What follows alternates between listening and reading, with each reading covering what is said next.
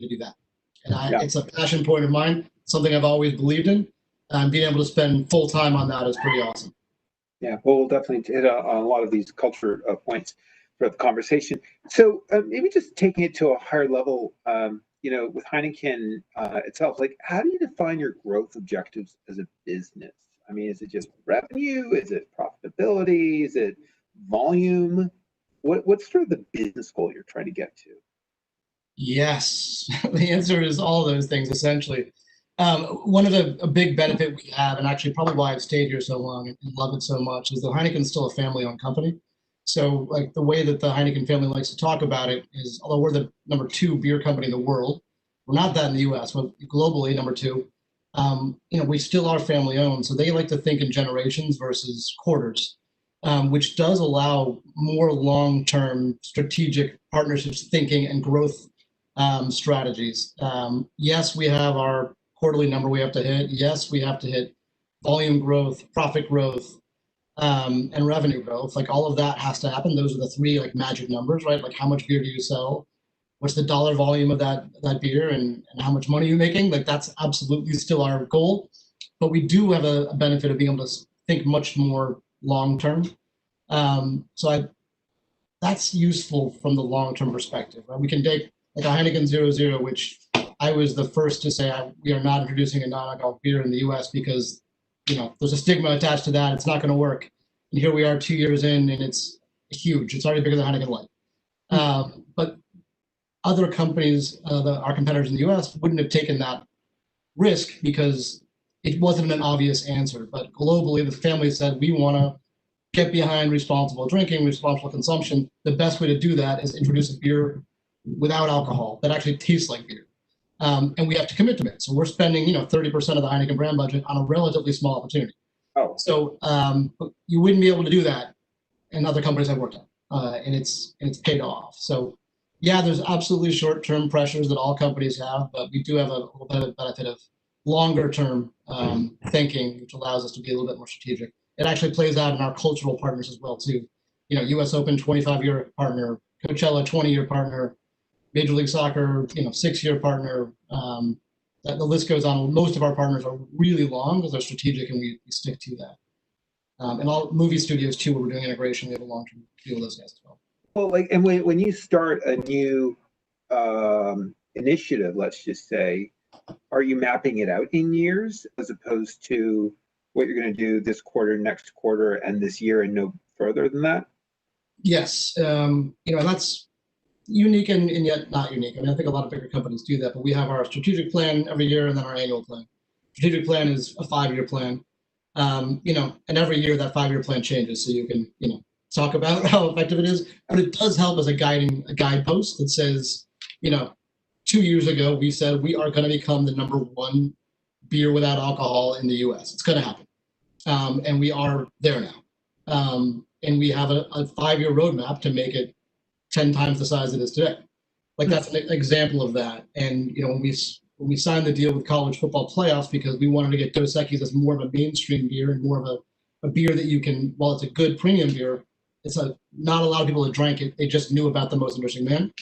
That was a long-term play, and we had a 5-year plan that was laid out about how we'll go and also partner with the biggest universities and college football teams in the country.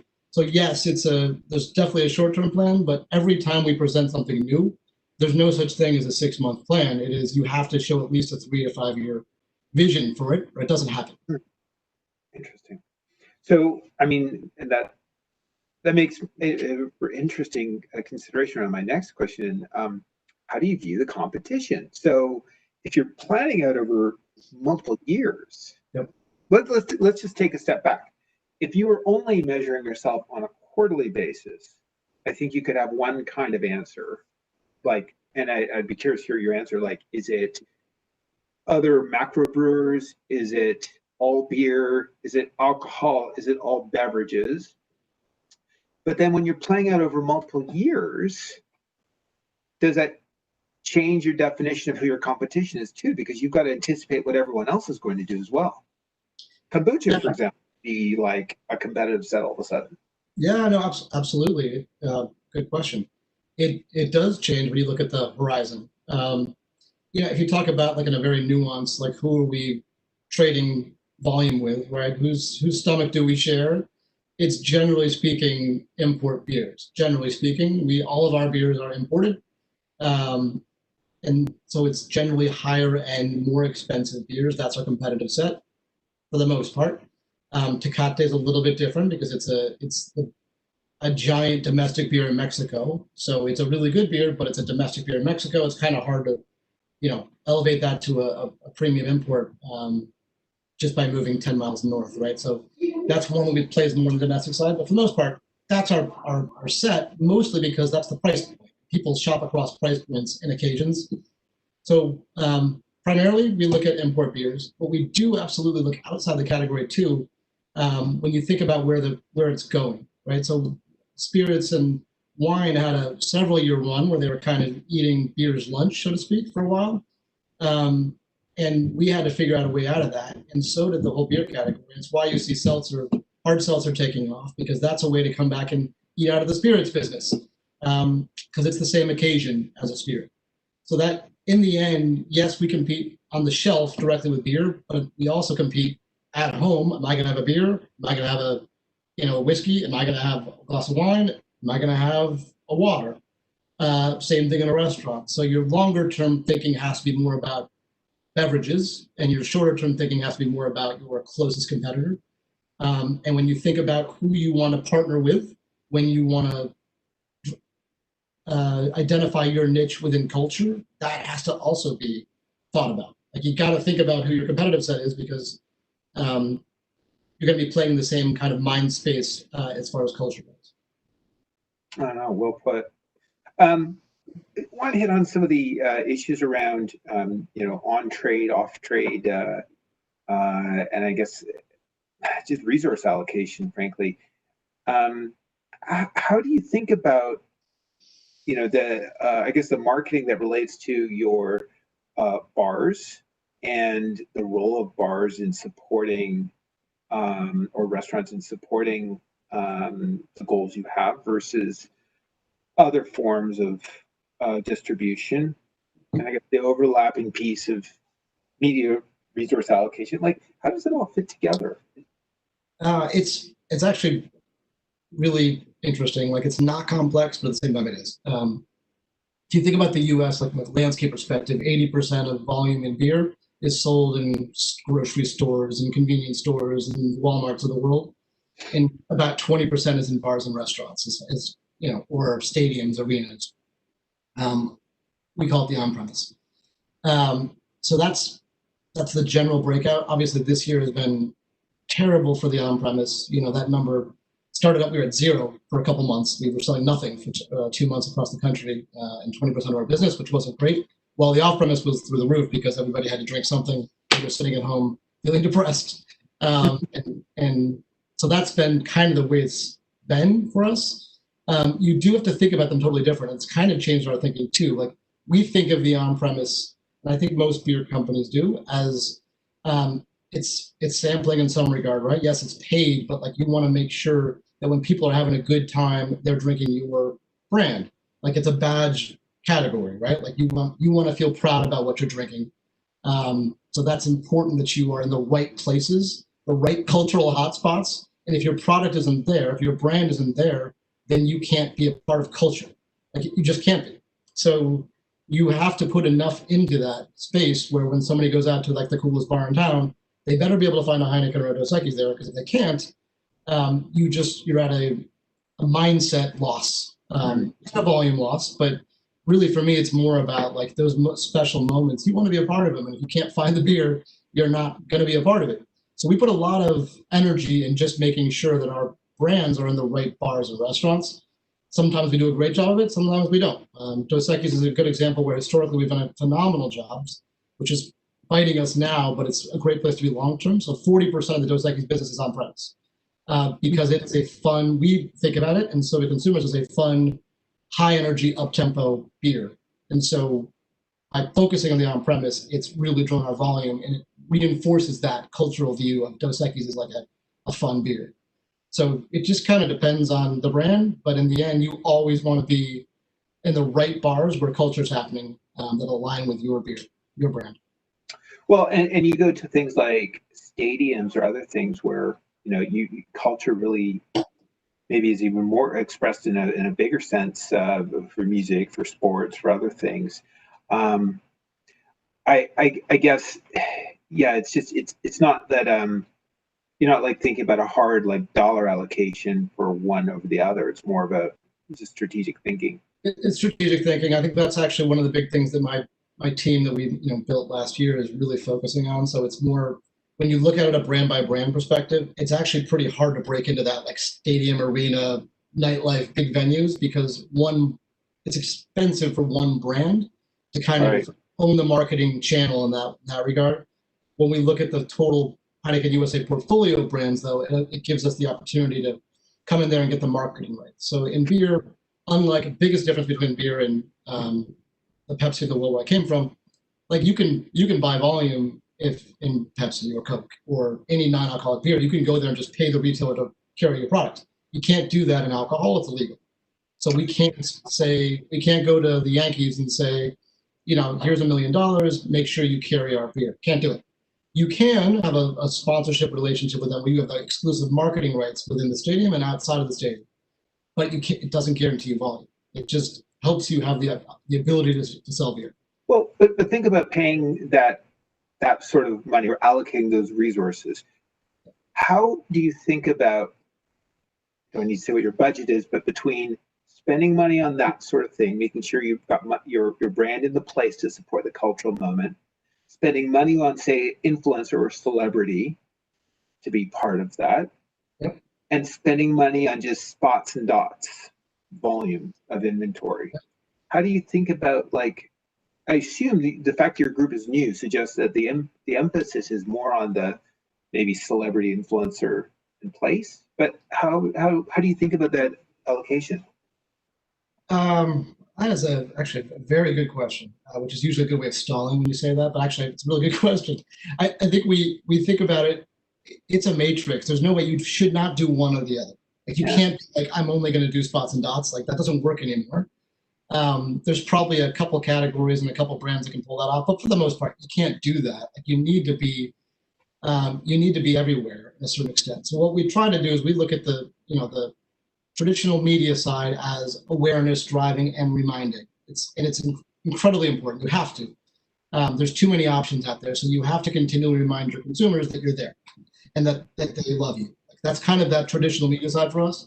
But when you're trying to build loyalty and build your equity with a partner, it's very difficult today, and probably definitely the last 5 years, probably the last 10 years, to build loyalty with a 15-second TV spot. It's very difficult to get an emotional connection. It's possible, but it's really hard. It's much easier if you can find a place where you're continually interacting with that brand in a touch point that you love. So Heineken in soccer has been a global thing forever, right? Champions League sponsor for 15 years plus. MLS, we made that shift 6 years ago. But the way we look at that is it's not a volume driving activity for us, although it does drive volume. It is a pure equity play. It is a loyalty play. It is a cultural connection play for us. So, Major League Soccer, the league at the league level is about a media awareness, the LED billboards on the side, making sure people connect the two. But on the team level, we have 14 of the 28 teams are our partners as well, and we make individual deals with those guys. Because when we want, those MLS has done a phenomenal job at the stadium level of selling out all these games, right? You're up in Portland, right? It's insane. Oh, yeah. Like it's nuts up there. We want to make sure that every time you go into that stadium, you see Heineken everywhere, and that we share your passion for soccer. Because actually, as a company, we do share your passion for soccer. And so we want to make sure that that's proof. And so we have a really, like all the kind of research you can look at to validate it, we have an incredibly high loyalty with soccer fans because we've been doing it forever. We've been supporting the game forever. And we've been supporting fans forever in a variety of ways. So that to us is more about the loyalty build. That's more about being a part of this culture, which is unique and strong here in the US after years of being promised. It's here. It's the same thing with college football and Dos Equis. CFP, the college football playoffs deal, well, that's a deal with ESPN and Disney and the college football playoffs committee. But on the team, and that's about awareness and reminding. But the team deals we have with 9, it was 10 then, 9 teams, with Florida and Alabama and USC and UCLA and Texas A&M. Well, that's about bonding with those fans. And that's about getting the team's fans to have an emotional connection with our beers. And I think influencers are in a weird place. They're kind of in the middle. Yeah. Right? They've become more traditional media in some sense, right? Where you use them as, they're very good at talking to a wide, large audience who like them. So if they say something about a brand that they like, it's supposed to work, that now they've transited property. But influencers become so big, I'm almost view it more as a traditional media play at this point. It's just one where our potential consumers are more likely to actually pay attention to the message at a certain age group and demo. As you're talking, I'm thinking I'm going to float a proposition. I think a lot of us know or can appreciate that in the direct response world, a better brand will tend to cause better performance on your metric. Take two identical products with comparable direct response objectives. If one has a stronger brand, better performance is more likely, right? Little appreciated maybe among some in the world, but I think we can understand that. I wonder if, and tell me if you've ever thought of this or seen it, does culture have the same relationship to brand that brand has to direct response? Stronger cultural resonance improve your brand goals as historically defined? Yes, no? My belief would be yes. My proof would be low. And how would you prove it? That would be the challenge. So, and part of it is just common sense. So let's take one of our, in our space, right? White Claw has become an absolute phenomenon, right? And it became a phenomenon without a whole lot of spend and without a whole lot of traditional CPG thought process, right? Like, it was a good idea. They weren't the first, but it was a good idea. Hard seltzer makes sense. People drink a lot of, seltzer and vodkas, and it just made sense. But why it won is it just became a part of culture. Like, we had a famous comedian who started a whole riff on it. They got millions and millions of views. There ain't no laws when you're drinking claws became like the thing. And that just kept bleeding and bleeding and bleeding. And now everyone's just talking about White Claw. They probably don't even know why they're talking about White Claw.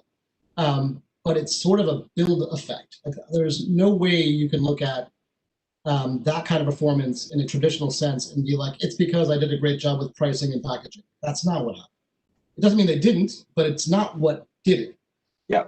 So trying to prove that's difficult, and it comes in cycles, right? Like our brand Dos Equis had that kind of run for 10 years. Yep. Still strong, but it had that run for 10 years with the most interested man. Yeah, that was great advertising, but actually, if you look back in the beginning of it, we were spending that money only in Texas. The rest of the country saw it because it was so good and so funny, it became a meme, which then led to it being a national campaign. So it's like, in the beer and spirits and alcohol category, I would bet a lot of money that there's a way to prove it just by looking at the case studies. And I think that's true outside of it as well too. We saw that, I'm gonna go back years ago when I was at General Mills, at the time, a Dusty brand, which was the General Mills friends were about to shoot me, called Fiber One. Like, it was like literally you got that as a brand manager, you were like doomed, right? Oh crap, I got Fiber One. And then fiber became a big thing. It became healthy. And we didn't spend any money on Fiber One, but all of a sudden it was up 300% with doing nothing. But the cultural movement was, hey, fiber's good for you. You don't have to be 85 to have a brand muffin. You can be 25 and still be healthy by eating enough fiber. So I think there's probably dozens and dozens and dozens of those examples where you just ride the wave of what's happening in culture and your brand takes off because of it. You still have to do the other stuff right, the 4 Ps of marketing, but riding the wave of culture is the best way to win. I don't always ride the wave of culture, but when I do, sorry. Right? Okay, so we've got a few minutes left, I think, and there are some questions. There's one at least here. Anyone else has any? I think everyone can pop it in the chat. Question here is, how are you thinking about esports? That's a good point. What is the role of esports in this world? We are actively thinking about it. I'll caveat by saying that, again, being a family-owned company, we are very conservative in making sure that we're playing in the 21+ space in anything we do. I will say in general, the world of esports has gotten much clearer. Like, so, are you age gated or not? We couldn't come near it until we had an age gating process in place. Twitch, I think it was in February, did come forward with an age gated solution, which means we could advertise there. So we've been having a lot of conversations with teams, less so with leagues at this point, because we're looking at it as more a way to kind of break through in a local community, in a local city, in a local market. We have yet to do anything in that space. Many active conversations, just trying to find the right way, because if you're a gamer, you almost never are you drinking beer while you're playing games, unless you are very like social and like not serious about it. And that's not what esports is, right? Like esports is pretty serious. It's fun, but it's pretty serious. So actually, the one that we're looking at the most is Heineken Zero. Right. Heineken Zero, because it does. I would challenge anybody out there. Like we're probably scoffing at the idea of beer without alcohol, but I can't tell the difference. I really can't. Like it took them 10 years to develop this. The brewmasters literally spent 10 years on this. Can't tell the difference. So people who like beer, who still want to take esports seriously, there's a space for it, we think. I would say in the next 6 months, you're going to see us getting pretty aggressive after it. But we're just taking our time due to consumer relations, corporate affairs issues, and also just getting it right. We don't want to do anything because it's hot. We want to do it because we make sense for the culture. We make sense for the fans. And if we were pushing Heineken or Dos Equis or Tecate to somebody who plays esports, it would feel authentic. But we're going deeper on it. Oh, it's a really good way to think about it. What trends in consumer behavior are of particular importance to you? Well, I mean, the entire world today, like everything has shifted so drastically. So a lot of what we were doing on my team in particular, and a big chunk of the marketing budget in general, not only in the beer category, but in Heineken in particular, is in sort of live events, cultural moments where you are there in person experiencing them. And there just aren't as many of those anymore. And people are trying to find their everyday in-person passions in a virtual world. And that's super difficult. So it's not easy. So what we're trying to do is, find authentic ways to show up in this virtual world in the same way where a beer brand would have showed up in the actual world, right? Like Coachella was relatively easy for us because we've been doing it for 20 years and we had a stage. So we knew what we were going to do. We were going to put on performances. We were going to have 50 artists come over there over 5 days, and they were going to perform. And we'd have our influencers. We talked about it. We'd have 2,000 people who could come and watch it at a time, and we'd roll through 100,000 people. We knew we were going to reach those 100,000 people, and we knew those 100,000 people were going to reach millions of people that were their friends and followers. Now we need to find a way to do that without having the Heineken house, right? So we have to do it virtually. We need the right partners where these are still being additive versus just a logo. We're just a logo. We're not going to spend the money on that. We'll find another way to do it. The other thing we're doing is there are in-person events happening now, and they're more special. They're not as scaled. So we've been doing, we partnered with Tribeca Film Festival, who has been a long-term partner of ours over the years, on drive-in theaters, like drive-in movie theaters that they were doing across the country. We're doing another series of those in Chicago. So drive-in theaters has been one that's making a big comeback, and actually it's kind of a special place to be. So again, with Heineken 0.0, we're doing a lot of that. We've looked at drive-in concerts. We've had a couple of those where there's space. You have your own like 10-foot radius space. Like that, we still want to be part of that occasion. We want to be part of the occasion where you are having fun and being entertained, and you're drinking a beer. Like that's it. Like that's the authentic place for beer to be for us. So it's just trying to find the new place, just like everybody else. Right. Actually, you prompted something I meant to ask earlier. Taking to heart level, how do you work for Heineken USA? You're focused on American-related goals. So many elements of culture are global. Yep. This is both a question of the resource allocation issue, but also maybe a coordination issue, a strategic issue. How does the fact that a global brand ambassador may or may not have global resonance, or how does that play into your thinking about who you choose to work with, how you coordinate, how you budget? Yeah, it's tricky. The the reality that we've found, and I've found probably over of the 7 years I've been on Heineken, 5+ have been on the brand, Heineken brand. You just need to have a very good relationship with the global team in Amsterdam, because what they're trying to do is find something that works everywhere, or works pretty well everywhere. And more often than not, if there's 3 or 4 countries where the thing they're doing doesn't work, it's usually here, because the U.S. has such a unique culture, that we do our best to move it along. But like Formula One is a global phenomenon, right? It's one of the biggest global sports in the world by far, and it's an amazingly premium experience. It's nascent in the U.S. So I'm being a little bit kind, but we do believe that Formula One actually has a big opportunity to become the premier racing league in the U.S. as well. So this is an example, like if you take a Formula One racer in our global Heineken 00 spot, and so we're running those spots in the U.S., but there's a little bit of education that has to happen, right? The rest of the world knows exactly who that guy is. They know who Nico is. Nobody in the U.S., very few people know who he is. But the commercial is good enough, that the message is strong enough that we can do that and hopefully start seeding and growing our global platform here. It's like, I guarantee you 15 years ago, and I know even 10 years ago, the Heineken brand team in the US was like, get soccer away from me. I don't want to talk about soccer. I have other things to do. Even though the global team was like, take soccer, take soccer, take soccer, take soccer. And now we can work together. So we have our global, soccer superstars from Champions League. They work just as well in the US as they do in Italy. So that's, it's a balance.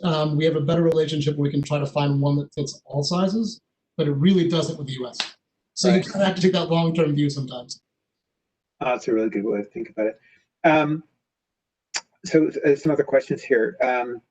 Many brands have drastically reduced media budgets over the past few months. How have your plans adjusted? If your budget's been reduced, have you gotten more creative and efficient with your strategies? Now, we realize you are not media, but how have, Heineken's numbers are public.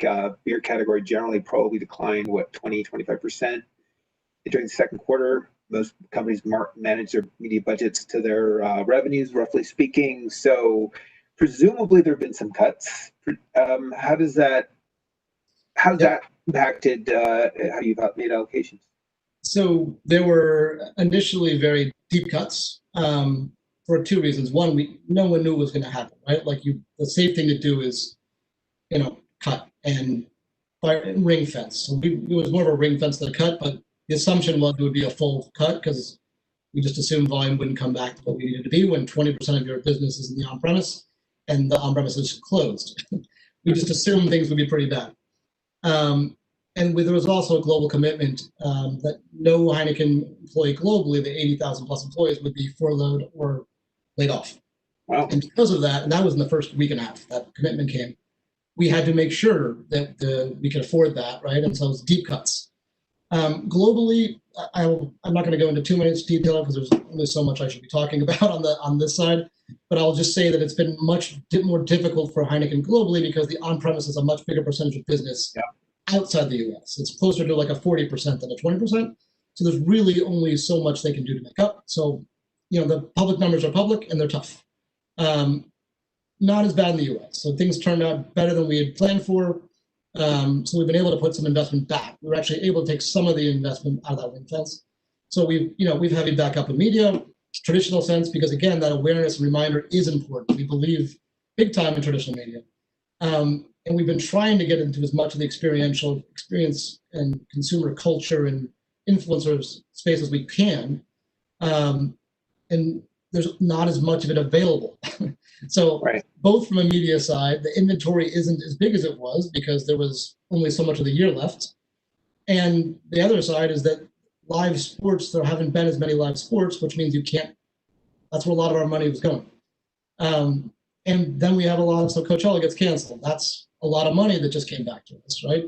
US Open happened, but it didn't happen the way it was supposed to happen. So we're not spending as much money there. So honestly, we're trying to do the same things we've always done. It's just less money. We're trying to do traditional media. We're trying to do cultural connections at the experience level, at the local level. It's not as efficient as it was, but we believe in it as a company, and I believe in it as a person. So you do what you can do. This reminds me of a situation back in early March when there were those first couple of days after when was it NCAA was getting canceled and marketers were like scrambling trying to figure out, oh my god, what do I do, how do I reallocate my resources? And I'm thinking, within a few days you won't be worrying about that. You'll be thankful that your budget was cut for you. Yes. Great question here. Was there a partnership that didn't work out, and what did you learn from it? Never. Huh. Wow. I'm going to give you the very short answer. Like, I can't possibly say that because that would be unfair to that partner. No, I can probably find a way to answer though that can help that. I think it is a smart question. I just want to be fair to where have partners where things it's not gone worked out. wrong that you where lessons were learned? Yes. So I'd say there's a couple, maybe three spaces, right? I always think you go in three. So one time where things go wrong is where overpromising. Like if you are a partner looking for partners, right, and you are selling something, overpromising is the absolute worst thing you could ever do. Because what if somebody believes you and they buy into it, and then there is a zero chance that is going to be a long-standing beneficial relationship. It just won't be. So I think the best partnerships I have, and again, most of my career is more on the traditional brand side, but even then you work with a lot of partners, and that's what led me to this job. The long-term partnerships that I have and the friendships that I have, genuine friendships, come from people who are straight up and like, this is what we can provide. This is what we don't know if we can do, but together maybe we can figure it out together. Like, that is so important. And every single time somebody's overpromised, that's been the shortest relationship ever because it's just not, there's no trust. And if I'm selling internally, I have to go back to whoever I got approval from to say it didn't work, and then it's dead, right? So if you're, it's not worth that one-time win to sacrifice a long-term relationship, I'd say. I would say that the other one if I was going to give another answer to that that's more broad, is contingency planning, right? When there are, even if you don't overpromise, whatever you think is going to happen will not happen. Like, that's the world. Like, the one thing you know is if you forecast something, your forecast will be wrong. That's the one thing you know. That's true in math. That's true in everything. That's true in media planning. You name it. You know you're going to be wrong no matter what. The question is, are you prepared for that? If you think about statistics, like if you say I need A and B and C to happen, the likelihood of A and B and C happening is way less than the likelihood of A or B or C happening. Yep. So that's a shift that I made years ago. And when building a plan, there are 3 ways it can work. There's 5 ways it can work. There's 10 ways it can work. If there's only one way, then you're setting yourself up for failure. Even if it ends up being a pretty good outcome, it's not what you planned. And like, nobody likes that. Nobody likes not hitting your plan. And I would say a lot more partners that I've worked with don't think that way. More are like, here are the 3 things we're going to deliver you. It's going to be amazing. I'd much rather the ones where it's like, all these great things could happen. Let's figure out how we can make that. So I know we're going to have to wrap up now, but I do have one very important final question. Okay. If you had to choose a microbrew that was not in any way affiliated with the No Lagunitas for you. Damn it. Can you name, do you have a preferred one, a favorite? I do, actually. I'll say it. I'm trying to think of how this will get me in trouble. I can't immediately think of how, so I'm just going to say it. Founders is my favorite. Outside of our portfolio, yeah. I went to business school in Michigan. My family's from Michigan originally. So that's where I found it, but it's just a terrific beer. It's no Lagunitas, but it's a terrific beer. Thank you. That is the most important question of the day, I'd say. All right. Thank you, Quinn and Brian. I love that you also ended on the note about transparency and honesty and how important it is in these partner relationships, because that's what they are, they're relationships. And that's what makes things work. It's the friendships that are formed between these 2 brands. I think that's where the magic really happens. So thank you both for being here. That was fantastic. I know we all learned a lot. And a quick reminder to our audience to use the hashtag by Livecast when posting about today's awesome sessions. So moving on to our next speaker, we're so excited to welcome Louis Spencer Freitas to the stage. Louis is the director of Omnichannel at Moet Hennessy with over 10 years of experience in digital marketing and strategy. Louis is currently leading all topics omnichannel for Moet Hennessy with a focus on data-driven marketing, consumer relationship management, e-commerce, and the development of strong internal digital culture. The session will be moderated by Sean Mahoney, the VP of Global Marketing Solutions at Holler. So I will now turn it over to Sean and Louis. Nina, thank you so much. Louis, Thank good you. to see you again. Good to see you again. Hi, everybody. I can't see all of you, but I'm sure you're all out there. That's good stuff. Before we jump in, Louis, do you want to give a quick intro on yourself and what your day-to-day is at Moet? Absolutely. Absolutely. So, hi, everybody. Luís Freitas. If you're wondering about the name, born in South Africa, raised in Portugal, became an American citizen last year, which was my crowning achievement. So very, very, very proud of that. I've been at Moet Hennessy for about a year and a half, where I've been running the CRM practice, as well as overall omni-channel consumer decision journey building. So it's this idea of trying to understand across all our touch points, what is the right consumer flow, given that there's no such thing because the journey is absolutely fragmented, but at least try to create some logical narrative between the different touch points that we use with consumers versus broadcasting the same message over and over again. So I've been very focused on consumer journeys, and I've been very focused specifically on building CRM and data practices at Moet Hennessy. Awesome. Thank you for that. I know today we're going to be talking about cultural marketing and the impact that it has, especially in today's society. I mean, one of the things I want to do is just make sure that everybody understands what Holler is before we jump into it. So a little background on Holler. We are a technology company that is focused on the messaging space. When most people think about messaging, they immediately gravitate towards iMessage.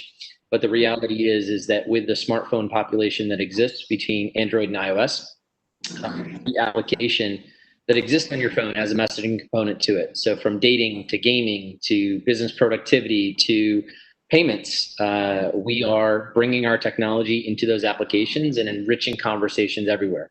And so if you're a user of Venmo, you'll see content that is, not only powering brunch conversations, but also if you type in term coffee, you'll see what we're doing today for Starbucks.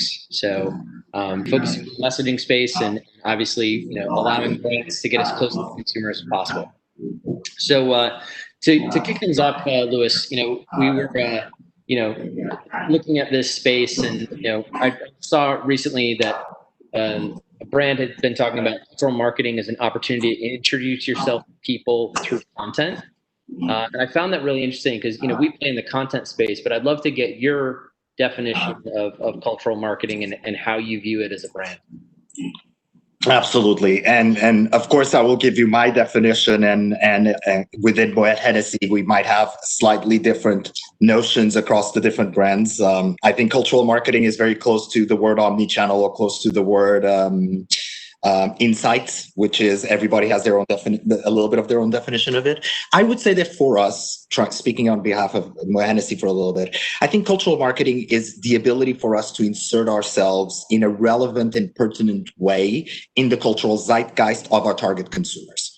That's maybe the most wordy way that I would use to explain how we see cultural marketing. Because what happens with brands at Moet Hennessy, with brands like, again, Hennessy, Veuve Clicquot, Moet Chandon, etc., is that these brands have actually been adopted, lifted, and enhanced because of multicultures in the United States specifically. So our company wouldn't be anywhere if it wasn't for cultural marketing, and if it wasn't for not only the consumers having adopted us, but us taking the time to understand who this consumer was and adapting our communications to be relevant to them and respectful to what their culture is.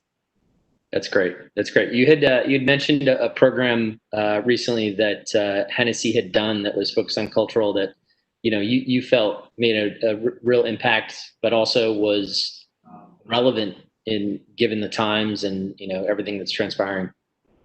Yeah, absolutely. So more recently, we did a campaign that I'm particularly very proud of for the company, because I think it was the right time, but it was not done in an opportunistic fashion, which is called Unfinished Business. So Hennessy launched about 3 to 4 months ago a fund or an initiative in tandem with 3 well-known business associations related to specific cultures. So we're talking about 100 Black Men, the Asian Federation, and the Hispanic Federation, and the Asian Association for Commerce. And we basically created a fund to help COVID-impacted small businesses in these 3 communities specifically. The reason we did it this way was first and foremost because of the way COVID impacted. So that's the bigger cultural insight, if we want to call it that way, is COVID has impacted businesses severely. And I don't need to say this very broadly, because I think we've all seen it. But we know that minority businesses have been much more impacted than other businesses. And so we wanted to guarantee that we were giving back to the community that helped build our brand. Hennessy is a loved brand by the Black or African American community, by the Asian community, by the Hispanic community. And so we wanted to make sure that we were giving back. And so we created a program where people could submit their business, submit what their small business is, what are their needs, and working with these associations, we granted funds to help these businesses recover during and post-COVID. For me, I think that is one of the best examples that I can give of a hypercultural, relevant activation that gave back to the community that helped build us, versus just talking to them and saying that things will get better. No, that's great. That's great. I mean, we've obviously seen it with our platform, not only in, creating original content around, specific initiatives, whether it's, Hispanic Heritage Month, or, even brands starting to look at unique holidays like, Day of the Dead, and, planning around that. As you look at the next 6 to 12 months, what are you focused on, and, what's a priority for you? Obviously, given the current landscape, the thing that we keep hearing is that brands are planning and replanning and reprioritizing. So I'm curious to get your perspective of what's on the horizon for you and what you're looking at. So it's funny, and we spoke about this briefly yesterday, but I'm sharing with the rest of the audience. We at Moya Hennessy and me overall, we tend to be very careful with the leverage of specific holidays in a cultural perspective, because more and more the consumer has become sophisticated. Consumers understand what data businesses have. Consumers understand what power marketing has and what power big organizations have. So when I see companies and brands advertising on one day of the year towards a specific cultural audience, and then never address that audience again, that makes me furious. So I can't even imagine what the cultures themselves feel when something like this happens. And I think that one of the best examples I can give on this is 2 examples: Black History Month and Pride Month. There's a meme going around that says during the month of Pride, everybody's gay, and then we're back to being straight. So we are looking into the next couple of months, understanding that there are cultural nuances to how the next quarter is going to look like for consumers, including specific holidays that are either shared or not shared. But our idea is to continue being relevant to our audiences by contributing to their culture versus hijacking it or try to be opportunistic with it.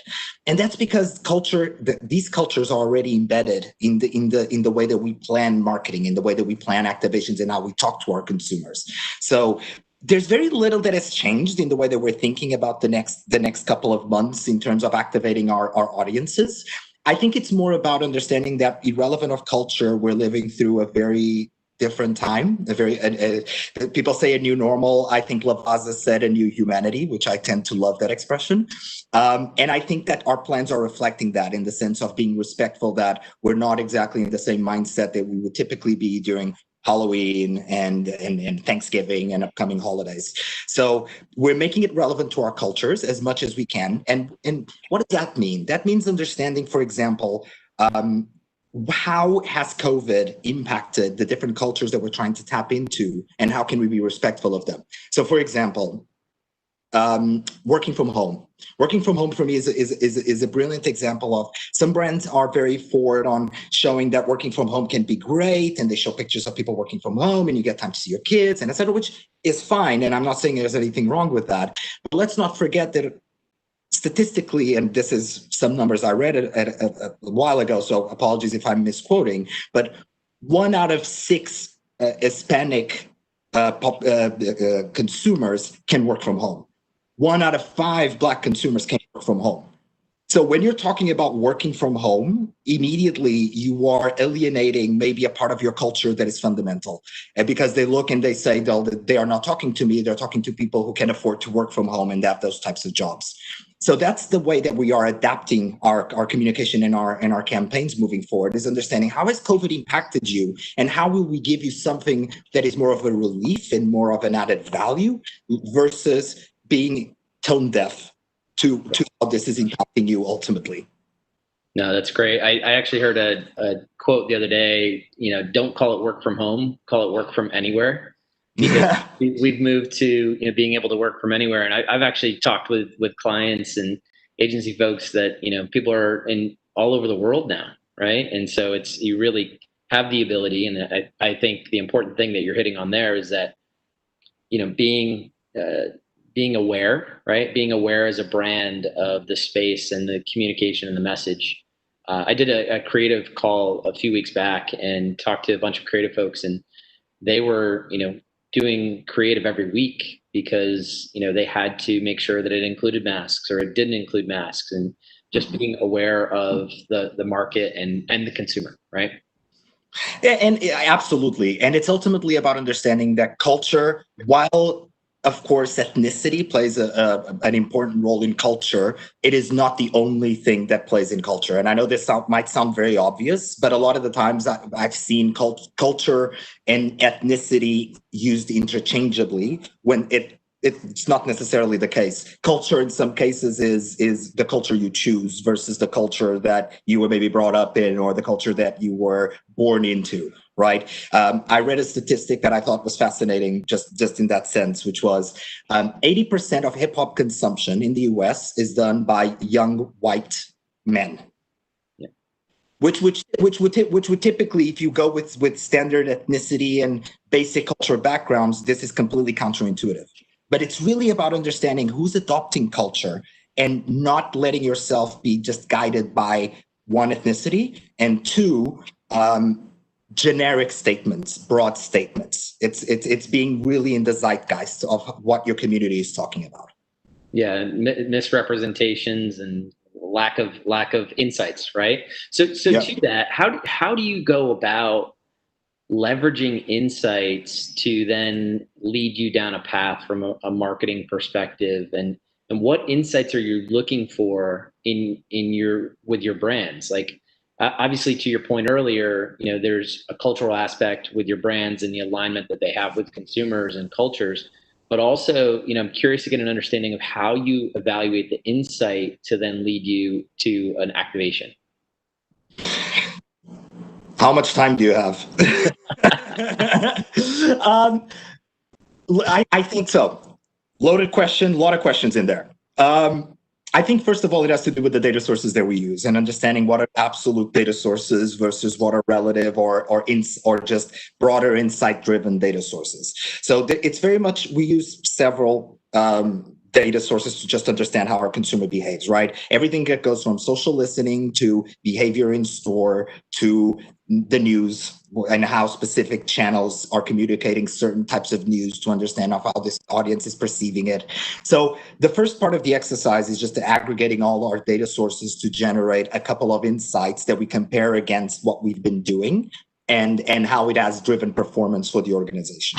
Then what we do is, as we look at our marketing plans, of course, and we understand, are we still being faithful to what our community is actually looking for and what our community expects us to do?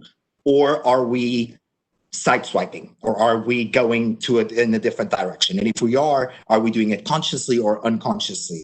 Who are we leaving behind? I think that is always a key question that we place to ourselves, is by doing X, who are we leaving behind? Who are we ignoring? Who are we alienating? And sometimes that is almost more important than who are you targeting, because sometimes, your target can be, I don't say easily found, but to a certain extent, you should know who's buying your product, but you should know who's not and why they're not, and what are you doing that might be alienating them. So our insights process is very much a traditional insights process as it goes to marketing planning and business planning. We get all the data sources that we have, from real time to historical data sources, but then we ask ourselves the hard questions of, are we still relevant to those who love us? How do we become more relevant? How do we guarantee that we're not leaving anybody behind? Yeah, that's great. I know in the last year plus that you've been with the company, you've obviously done a lot with regards to, the brands and the KPIs. Outside of sales, what are those key, performance indicators for you as it pertains to the brands and looking at it from a marketing perspective? So we look at a couple of different metrics that probably won't be very new to a lot of the audience, right? So of course we look at sales, we look at brand affinity, we look at brand awareness, we look at brand consideration. But then we also are starting to look carefully at how consumers talk about us and what's the emotion of how consumers talk about us. So I mentioned, for example, social listening. We pay quite a bit of attention of how consumers talk about our brands, but more than that, how consumers talk about the category and how they talk about the industry. We operate in alcohol, as Quinn previously with Heineken. And operating in alcohol means that we need to have a very firm pulse on how are we being perceived, and are we being responsible and being perceived as responsible by our consumers. Because we have a very specific audience that we're going after, and we want to guarantee that we're LDA compliant.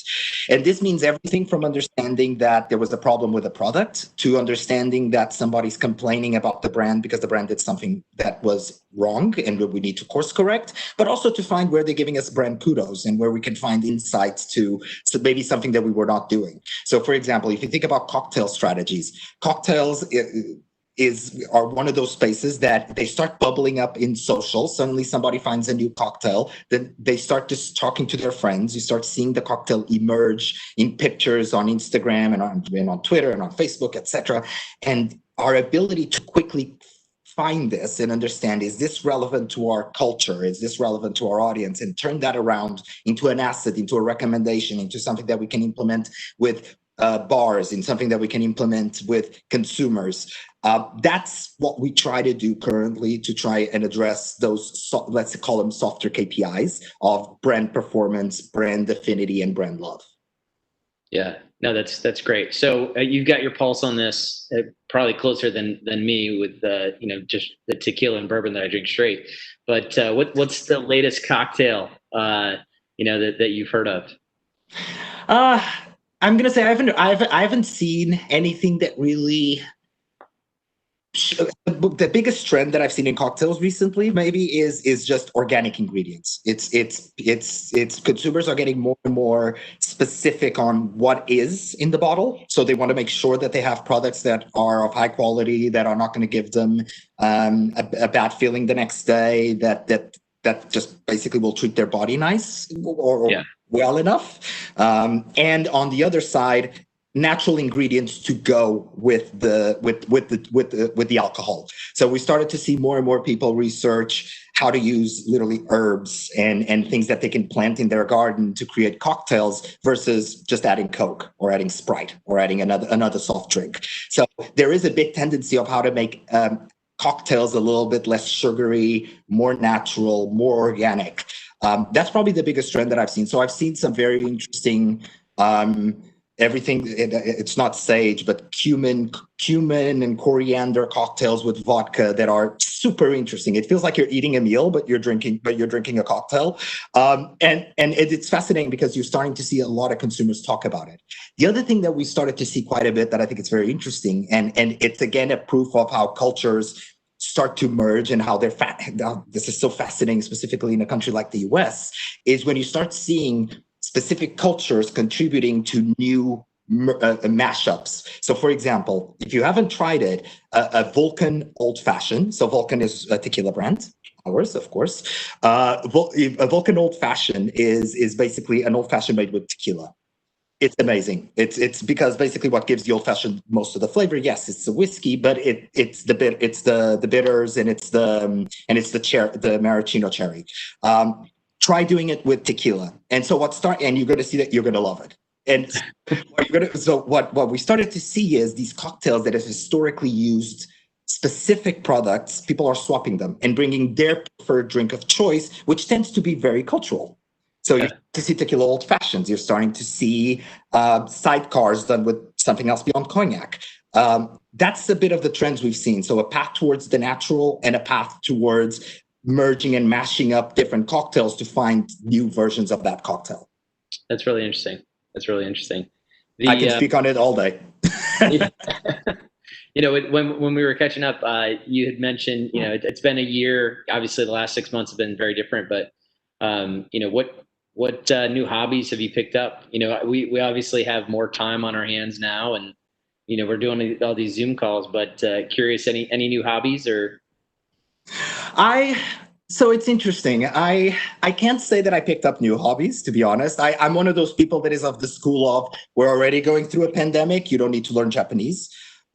Because I think everybody put an extra added pressure on them that because they are home, they need to do much more. You're already surviving through a quarantine. Give yourself a break. I would say that, as you can probably see, I'm a big video game player. So let's just say that COVID has been great for me to catch up on my backlog of 500 plus video games that I have across 5 consoles that I haven't been able to play. And of course, I picked up on a couple of TV shows. More specifically, and I'm not very proud of this, but I will say it's Selling Sunset on Netflix is amazing. So if you guys want to watch it, that's a great show. And Umbrella Academy. Too good. We got some time here. I'm going to go to Q&A from the audience, and we got a couple questions here. First one being, what trends in consumer behavior are of particular importance to you and marketers now? As a question, and then how are they consuming media differently? Have you seen any trends there? Yes, there's been some very interesting trends that particularly I've seen there. In terms of media consumption, I think it's been interesting to see desktop starting to rise versus mobile and it's been in a couple of reports that I've read recently. Just because what happens is people are walking around less, people are stuck at home, so they're doing much more of their work directly on their laptop because it's much easier. So you're seeing a little bit more laptop behavior than mobile. I mean, mobile still over indexes clearly, but you're starting to see a shift there that I find interesting. Gaming picked up dramatically during the last couple of months, as you might imagine. The Switch for Nintendo is selling and doing perfectly fine, and people are still spending the same, if not more, time on social. So we haven't seen a lot of changes there. I think that the biggest change of behavior, it's almost a Freakonomics effect to media. For me, that's been the most interesting thing to see on consumer trends and behaviors. It's seeing how COVID had a non-direct or non-perceived direct impact on other industries and how consumers think about them. So let me give you a very clear example. E-commerce for alcohol specifically. Majority of e-commerce for alcohol represented about 1 to 2%, up to 5% in some states of total sales for the category. Drizzly, which is a third-party provider that delivers alcohol, fulfilling from stores in your neighborhood, etc., has seen triple-digit growth for the last 6 months. What's happening is you're starting to see that the consumer has learned that they can buy alcohol online, and suddenly our category, which was far behind other categories in terms of e-commerce, has started to pick up. And so I always remember having these conversations with the business about and bear in mind, Moet Hennessy has always had a strong ambition behind e-commerce. But if the consumer behavior wasn't there, then it was a little bit difficult to work the dollars and to move the investment and to get people's attention. Now, when you're seeing stores closed or you're seeing bars and restaurants closed, people are picking up on e-commerce quite a bit. That meant a pivot on our strategies, that meant a pivot on our budgets, that meant a pivot on everything that we're trying to do with our consumers to address, again, what they're culturally doing and where they're moving and how they're operating. Those are probably the two big trends that I've seen. It's this idea of if I can't get it delivered, then maybe I really don't need it. That I think COVID has made for all of us. Yeah, that's a great segue into the next question here with regards to, with everything that's transpired, media budgets have been reduced drastically. I'd heard one marketer say that their back to school budget was 40% of what it was last year. Obviously, we've got kids back in school now, whether virtually or in the classroom, but it's impacted, marketing and media as a whole. And so how has it impacted your plans and how have you adjusted as it pertains to that? Well, it's impacted the plans quite a bit. I think like almost everybody's budgets. I think it's been a measured impact, as in we made the adequate changes so that the business could, of course, operate in the way that it needs to operate. But I think the budget changes to overall media and marketing and etc. were not just a choice of contingency because of COVID and reduced sales and all of the normal reasons to do so. It was also a matter of not being tone deaf with the consumer. Right, you're having COVID. Right after COVID, you had the resurgence because it was there, but it was just the reuprising of the Black Lives Matter movement. It would be, I think, insensitive of us, specifically with our portfolio of brands, to while all of this is happening, to at the same time be promoting, hey, buy Hennessy XO for X amount of dollars. Which we wouldn't do anyway, but we try. But I think the media question was also one of being sensitive towards what's happening with society and making sure that we're not advertising at the wrong time because it might actually play against you. We are, of course, ramping up things as we start to see consumer behavior become a little bit more comfortable with brands advertising this time period. But I think in our case, it's been a very conscious choice between mitigating business and being adequate to our consumers. Yeah, that's great. That's great. It's all about being aware, right? Being aware. Yeah. Just listening. Yeah. So as you look at new technologies and new innovations, how do you go about testing and learning and evaluating new platforms? We believe quite a bit in innovation, and we love to play around. I mean, we belong, of course, to the broader Louis Vuitton Moet Hennessy group, and as you know, our fashion brands tend to play a lot with innovation.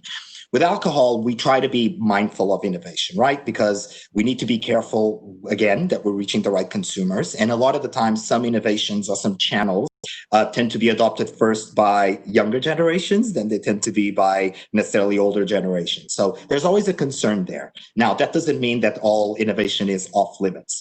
I think it's about understanding always what does this innovation deliver against the business goals. And sometimes it's not straightforward business goals. Sometimes it's not just driving sales, right? It's driving brand affinity, it's driving brand relevance, or in some cases, it's being part of the cultural zeitgeist that you effectively need to be playing in some spaces of innovation, right?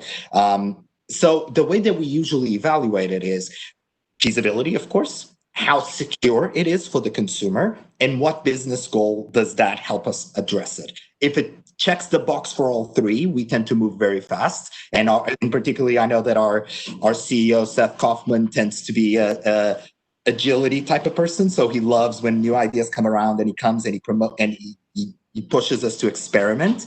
But with at least some certainty that we're reaching the right people with the right message, with the right level of responsibility, and without duplicating other efforts that might be doing the exact same thing.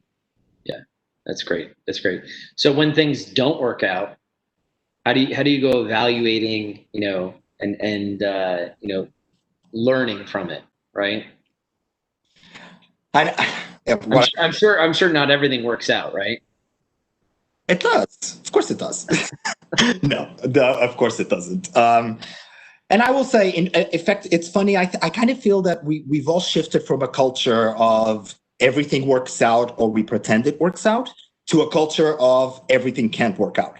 I think we've all, as business people, become smarter over time and understanding that with the amount of experimentation that we've had to do in the last couple of years with the change of the consumer ecosystem, that we've all made mistakes. Like, raise your hand if you've done a sweepstake on Facebook with likes. We've all done it. So the way that we look at it is always learning. What did we learn from this? What can we get out of it? And we always apply a lens, which I think is a very important lens that I think sometimes businesses tend to forget and marketers sometimes forget, which is, did it not work because it was the wrong time to do it, or because it was the wrong target, or did it not work because it was the wrong idea to begin with? And the example that I love giving on this, for example, it's QR codes. QR codes are seeing a resurgence now. Again, Freakonomics effect. COVID has accelerated the usage of QR codes because of people going to restaurants and scanning QR codes to see the menus to guarantee that there's no paper being passed around.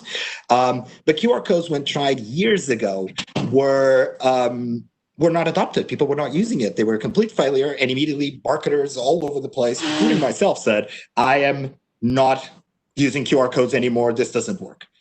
Now you're starting to see people use it again. So it was never a matter of, does it work or not? It's more a matter of how you're using it. Are you using it at the right time? And should you try it again in a couple of years? So my recommendation to people when it comes to innovation, when it comes to learnings, is dust off those ideas that you wanted to do 5 years ago that might have been too ahead of its time, and think if they make sense now, because you might be sitting on a gold mine. Yeah, and we've seen that with QR codes, with contactless payment. With Venmo as a partner, they've accelerated that, and are working on partnerships to pay with Venmo in a retail store, so that you're not even swiping a credit card or touching a credit card machine. So that contactless payment is definitely hit full speed on the highway. Exactly. Final thought, in the focus of cultural marketing, outside of Moet Hennessy, what cultural marketing initiative do you think a brand has done well over the last year, or that you as a consumer have passion for or connected with? So there's a couple. I think I've seen a lot. I think a lot of brands did very nice things during this period, and nice is a terrible word for it, but I think I've seen some initiatives and some campaigns that I thought were very well done. If I'm going to point to a couple, and unfortunately the few that I have are very not experiential. Unfortunately, they're very much a TBC. But I think these were great examples of how culturally they found a way to make their brand fit what's happening and be relevant, right? One was Airbnb. I think Airbnb did a fantastic job with their experiences platform by guaranteeing that during this period where their hosts are probably not going to be able to host people, of course, because of COVID, they created this experiences platform where the hosts themselves can host a guitar lesson, a cooking lesson, etc., which I thought it was a fascinating extension of what Airbnb is. And I think it's building them for a much brighter future when things, I don't want to say normalize because I hate using that word, but when things reach where they need to get to. I think Dove's Courage is Beautiful campaign is again Dove nailing it on the head. It was a campaign where it was all visuals of the marks that doctors have in their faces from wearing masks all day. And then Courage is Beautiful. It gives me chills every time I see it. And I think it's so on the DNA of Dove while being culturally relevant at the same time. I mentioned Lavazza. I promise I have two more examples. Mentioned Lavazza. Lavazza is a weird one because Lavazza has been doing these commercials about the new humanity. Using, if I'm not mistaken, Charlie Chaplin, a speech from Charlie Chaplin. And it's, I'll be honest, at the end, I don't understand what does that have to do with coffee. That's just me. But the beauty of how they're treating the new humanity and how they put a positive spin on where we're trying to get to, I think it's very powerful. And to a point that I still remember it. I remember it's Lavazza, but I still don't necessarily think I'm going to want to drink their coffee because of it, but it's in my consideration set. And the last one that I will say, and it's another obvious one, is Nike. I think Nike's pivot on their social strategy, they did a post in particular, which I thought was fantastic, which was if you always wanted to play for millions, you now can play at home, which is you are playing for the rest of humanity if you stay home and you help the virus not spread. That's the same as playing in a stadium in front of 1 million people, which I thought, again, core to the brand, in their DNA, sensitive to the topic, and positive. So these were 4 brands that I thought nailed it and did a really good job with this. And of course, I mentioned Hennessy's unfinished business, as well as a couple of other things with them with Hennessy, but I don't want to self-promote too much. No, thank you for that. That's really impactful that brands are making an impact on you, right, as a consumer. So I want to thank you for the time today. Nina's back, so I think we're at time. Yeah, Louis, we have learned so much from you. I don't even know what to highlight beyond a couple of the things that really jumped out for me is when you're thinking about your target audience, also think about who you might be alienating with that message, because I think that is something that's not often discussed or thought about. And at a time like now, it's really important not to alienate audiences. And then I love that you said to dust off those ideas from 5 years ago that might have been ahead of their time. Back when I was at Bobble Bar and I launched video chat live on site, we were one of the first. And now it makes more sense than ever, but we were a little bit ahead of the time. So when you say to dust it off from 5 years, I'm like, oh, I have to go back to all of the ideas that I wasn't able to launch and see Exactly. what's time. But the QR codes was the perfect example. Now everyone's forced to adopt it. And we're all like, oh, this makes sense. This is so easy. You just pull your camera out and here's all the information you need. So yeah, exactly. I'm excited to see how QR codes comes back in a big way beyond just the restaurant menus. But what a great usage of the QR codes in the meantime. So thank you both so much for being here. This was... and every sentence was another tidbit that I just was holding on to. So that's fantastic. No, thank you. This is great. Thank you for having me. Thanks. And a quick reminder to our audience that we have 3 amazing sessions left today. It's not too late to invite friends or colleagues to join. Simply send them the link in the invite and they can join. So for our next session, we are thrilled to be joined by Gilbertson Cuffey, the brand marketing director of PepsiCo. In his current role, Gil is responsible for bringing to life brand creative and communications across Pepsi's product launches and strategic sub-brands and seasonal program pillars. Prior to this role, Gil has held several progressive roles at PepsiCo, including the director of digital marketing for food service, where he created and led the PepsiCo Food Service Digital Lab, a capability bringing digital insights, activations, and innovation to PepsiCo's food service customers. This session is moderated by Sean McCaffrey, the president and CEO of GSTV. Welcome to the stage, Sean and Gil. I will let you both take it over from here. Thanks, Nina. Thanks, Nina. Thanks so much. Can you hear me okay? Yep, can hear you. All right. Good to chat again. Good to see you again. Thanks for Brand Innovators and the team for always hosting great discussions. So Nina did a great job of stealing my first question and asking about your background, which I think is always relevant to set the stage. But so we've got your background, but why don't we start with a little bit of your role at PepsiCo and sort of where you ladder in the organization, the kind of team you're a part of, and your overall remit to sort of ground our conversation in the work you do every day. Yeah, that's perfect. And once again, thanks for this opportunity. Thanks, Brand Innovators, Nina, and obviously Sean. Currently, I am the Director of Marketing on brand Pepsi, trademark Pepsi, focused essentially on PepsiCo North America and focused mainly on what we call our product and program comms. Product is mainly anything dealing with our sub-brands or new product launches, things that you can directly call out beyond just blue Pepsi. So if it's Pepsi Zero Sugar, Diet Pepsi, any sort of new flavor that we've been concocting, Usually my team is responsible for bringing that to life and bringing that to the marketplace. And then program comms are any sort of key seasons or key moments in time where the brand really wants to sort of own that space. And I think that maybe the two most notable ones are sort of the summertime, where it's really hot, consumption of carbonated soft drinks are pretty high.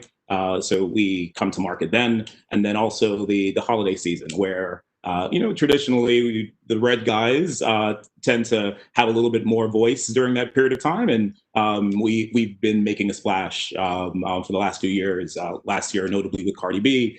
So it's just really making sure that our product really resonates in key seasons. So that's essentially what I do, and the goal is how do we sort of bring sort of a 360 sort of creative comms sort of strategy to life, or whenever those things happen.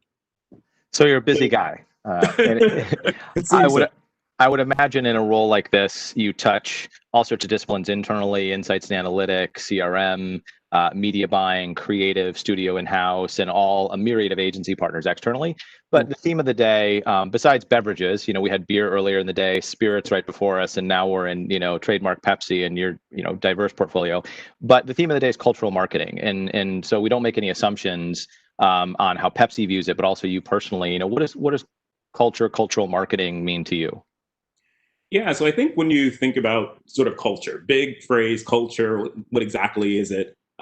It's really just the norms and beliefs of sort of whatever defines society that you have. So if we think back in history, you had sort of the Romans, you had the Greek, you had sort of different African cultures, the Mayans, any of those groups, it was sort of the things that we can point to that define them. So that's their music, their dress, their architecture, their sort of maybe spirituality, and how that sort of comes to life. And when you just sort of put a marker in history, that's how you sort of define that group. So to that end, if we think about present day, sort of popular culture is sort of the broad norms and beliefs and other things such as music and art and food and fashion, et cetera, that ultimately define a people. So when I think of American popular culture, it's maybe if you think about things like burgers or baseball, football, Hollywood. If you were, just a person outside of the U.S. and you wanted to point to what is America, these are the sort of broad stroke things that we would sort of say. And then when you go sort of deeper into that, it's the various sort of subgroups that define sort of that collective ecosystem of whatever that culture is. So marketing or cultural marketing is ultimately how we connect to those various groups. Either you do it from a sort of broad strokes popular level, or you do it sort of within those subgroups, and hopefully the ability to go really deep within those becomes how you sort of come to life. So it makes a lot of sense. And we talked yesterday a little bit about not just what culture means, but how that's become a part of the DNA for you and your team. And it seems like, a lot of brands we talked to at our platform, and you and I spoke about yesterday as well, you've got decisions to make around sort of creating culture, reflecting culture, amplifying culture in communities and so on. How do you decide, I guess, where Pepsi chooses to step in, and how does it stay authentic? Yeah. So I think the way to maybe look at that is from a brand perspective, you can it's actually something, I'm going to borrow a phrase from Todd Kaplan, who is the VP of brand Pepsi. And it's something that he likes to say, a brand can sort of do two things. One, a brand can be brand out, or you can be culture in. So brand out is pretty, traditional. It's, hey, the brand has something to say. I have a product to launch. I have key sort of press points. I have something that's going on within our sort of activation window or our calendar, and I need to sort of let more people know about it. And that's the brand sort of speaking to the audience, and hopefully the audience sort of connecting with it because you've done your research, and that feels good. Culture in is allowing the brands to sort of breathe a little bit and recognize that the world is happening around you. So it's one thing to sort of be a brand and let people know what you believe, but if you're also taking sort of inputs from what's happening in society, what's happening in the moment, and allowing that to sort of shape the plans that you have, still hitting sort of the key points that you have from a brand perspective, but allowing that to also be sort of mixed into it, then you're able to and what you hope is you're able to capitalize on sort of the collective maybe affinities for what's happening. You ultimately are not tone deaf. You understand that your communication, you're speaking to real people, and hopefully those people sort of get what you're saying given everything that they're going through. And so it allows you to sort of just have a bit more of a two-way conversation with your audience versus just being a brand that has its message points and ultimately delivers that to everyone. So a brand, we talked about this yesterday as well. I mean, I love the framing of the brand out culture. And is there an example that comes to mind, that you're proud of, that sort of led to an insight that led to an activation and success? Yeah, I would say I'm going to borrow from sort of a side of our team, some things that they're doing now. So Kyle Lazarus, JP, they're working on our NFL partnership, and obviously, big day obviously today for the NFL. But the reality is for most fans of sports for the last few months, definitely fans of the NFL, that something that is a bit of a tradition for a lot of people, actually being present there during a football game, or just collectively getting together in bars and being part of sort of that sort of social exchange where around the NFL. Like, a lot of that is not happening, right? The world is a little bit perplexing at the moment, so a lot of that isn't occurring. And a brand could certainly say, okay, well, let me still just celebrate the NFL, and let me, have people in the stands and all these other things. And, maybe consumers are fine with it because it's normalcy, and, they'll give you some excuses. But the reality is, a brand who's really taking in that sort of culture in perspective, they realize, okay, things are different.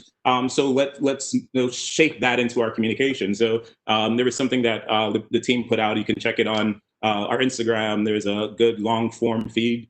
Catherine Carter, she was one of the people responsible for that. They essentially recognize that there are, a lot of fans out there. The team they sort of landed on was Pittsburgh Steelers. And there is this really interesting story about this father and son who always, season ticket holders, always go to the game. And they just can't, obviously, this year.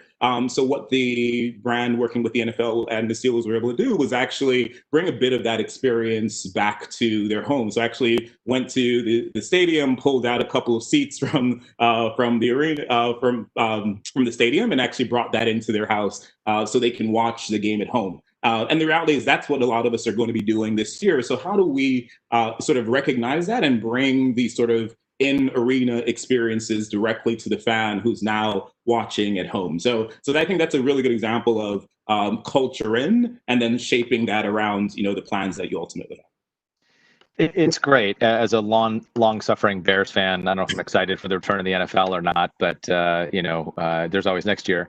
But to my earlier point about authenticity, I mean, I think not every brand is Pepsi that has the relationship with the NFL and access to the shield, so to speak, and the overall marketing might. At the same time, what you described isn't shouting about, hey, we're an NFL partner. It's the acknowledgement that there's a social connectivity and a sort of a ritual rhythm to the fall around NFL viewership, whether it's going to the game and tailgating, or generations of families, that sort of thing.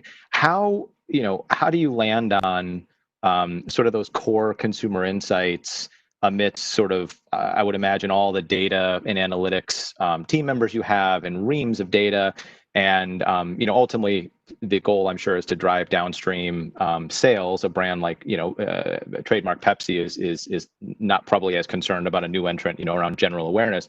But how do you sort of the alchemy of the art and science, so to speak? How do you take the data points and then something as sort of foundational as an NFL partnership and land on the activation you mentioned?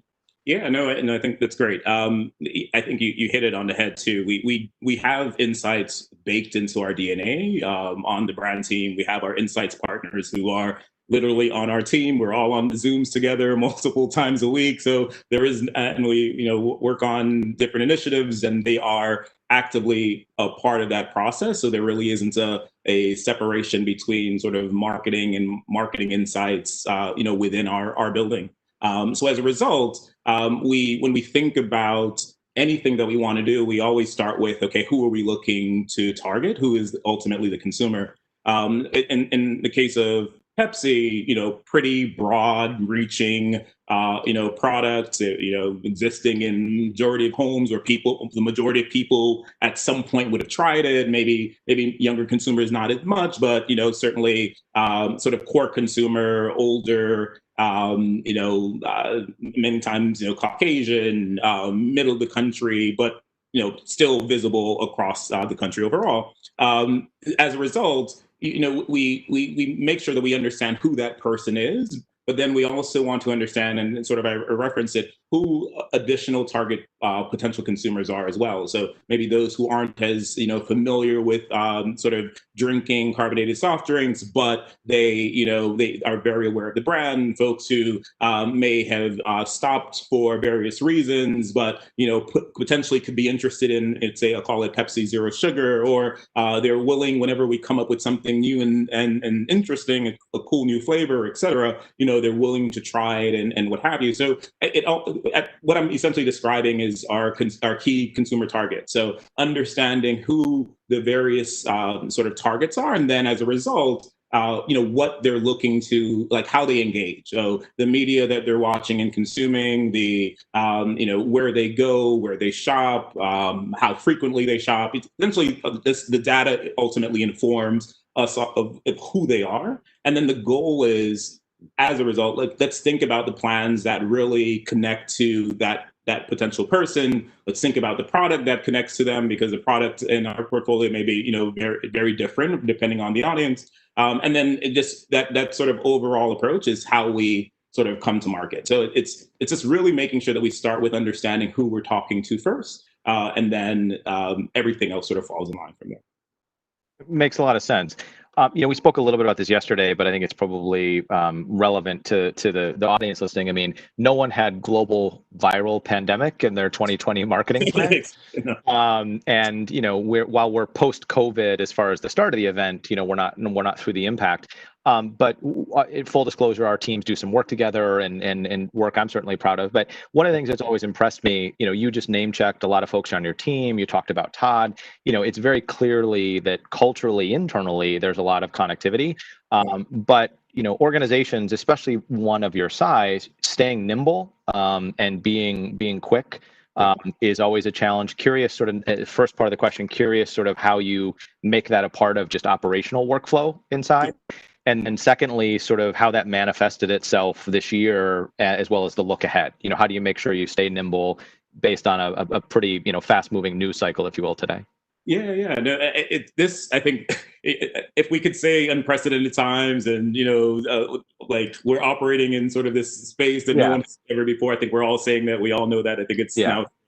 And that was the same thing for us too, right? We think of sort of larger organizations. In most instances, you've planned out well in advance, your media plans, your product launches, different partnerships. Like all these things are usually baked well in advance, and then there are other sort of areas where you're open to nimbleness, but that's usually not sort of the majority of your plans. Obviously, this is a year where all that was sort of upended, and if you can't I don't know, do a sort of outdoor activation, i.e., all these festivals or all these concerts or all these games, etc.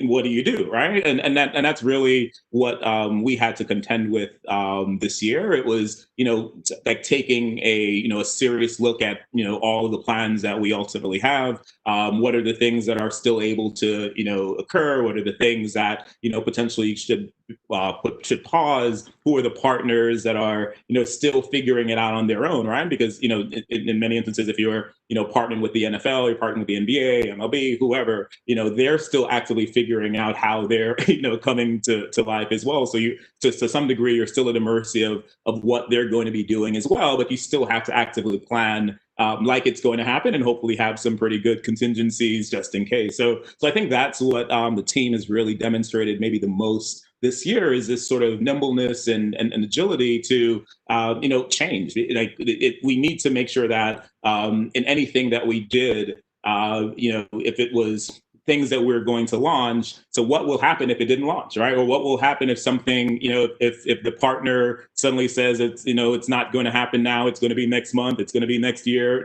How do we still go to market? And that was really what we had to face with. Essentially had to face this year. Certain things didn't happen, other things did. Things that we weren't thinking about doing, they came to life. So I think it's a new muscle that I think most organizations, especially large organizations, have had to build this year. If you're working in a startup, I think this is a muscle that you just have naturally. When I started my career, I worked at a startup, and most of what you were sort of focused on was keeping the lights on.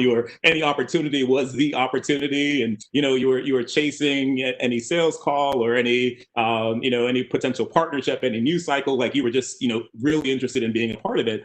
So to some degree, I think the large corporations had to operate with that sort of uncertainty that a startup typically does, and sort of build that into their DNAs. And the ones that are, again, say like the ones that are doing well. There are many who are doing well. Some circumstances are creating more issues for other companies. But the ones that I would say who are going to learn from this are those who have now baked that into their DNA, into the way they sort of connect internally, and hopefully the outputs of that are going to be things that we reap the rewards for many years to come. Yeah, it makes a lot of sense. I mean, following the news cycle that Pepsi talked about publicly, you guys reinvested in your own employees in the early days of the impact, reinvested in a lot of partners. And if I recall correctly, you weren't part of that sort of YouTube montage of all the TV ads with the haunting piano music, and we're in this together, and with great respect to any brands in that reel. But you talked about earlier sort of your definition of culture and how Pepsi thinks about it, and so. Maybe a fair question to that and what we've talked about. I mean, do brands have a responsibility to culture? I mean, Pepsi, as you alluded to, has a really proud heritage with music, with sports, whether it's big leagues like the NFL or otherwise. But we're in an era now where culture intertwines with social justice issues, the election cycle, all these other things, where those communities from sports and music are going over into political and social justice and all that. How do you think about sort of a brand's role, and then more specifically, Pepsi's role, and how to use that voice authentically?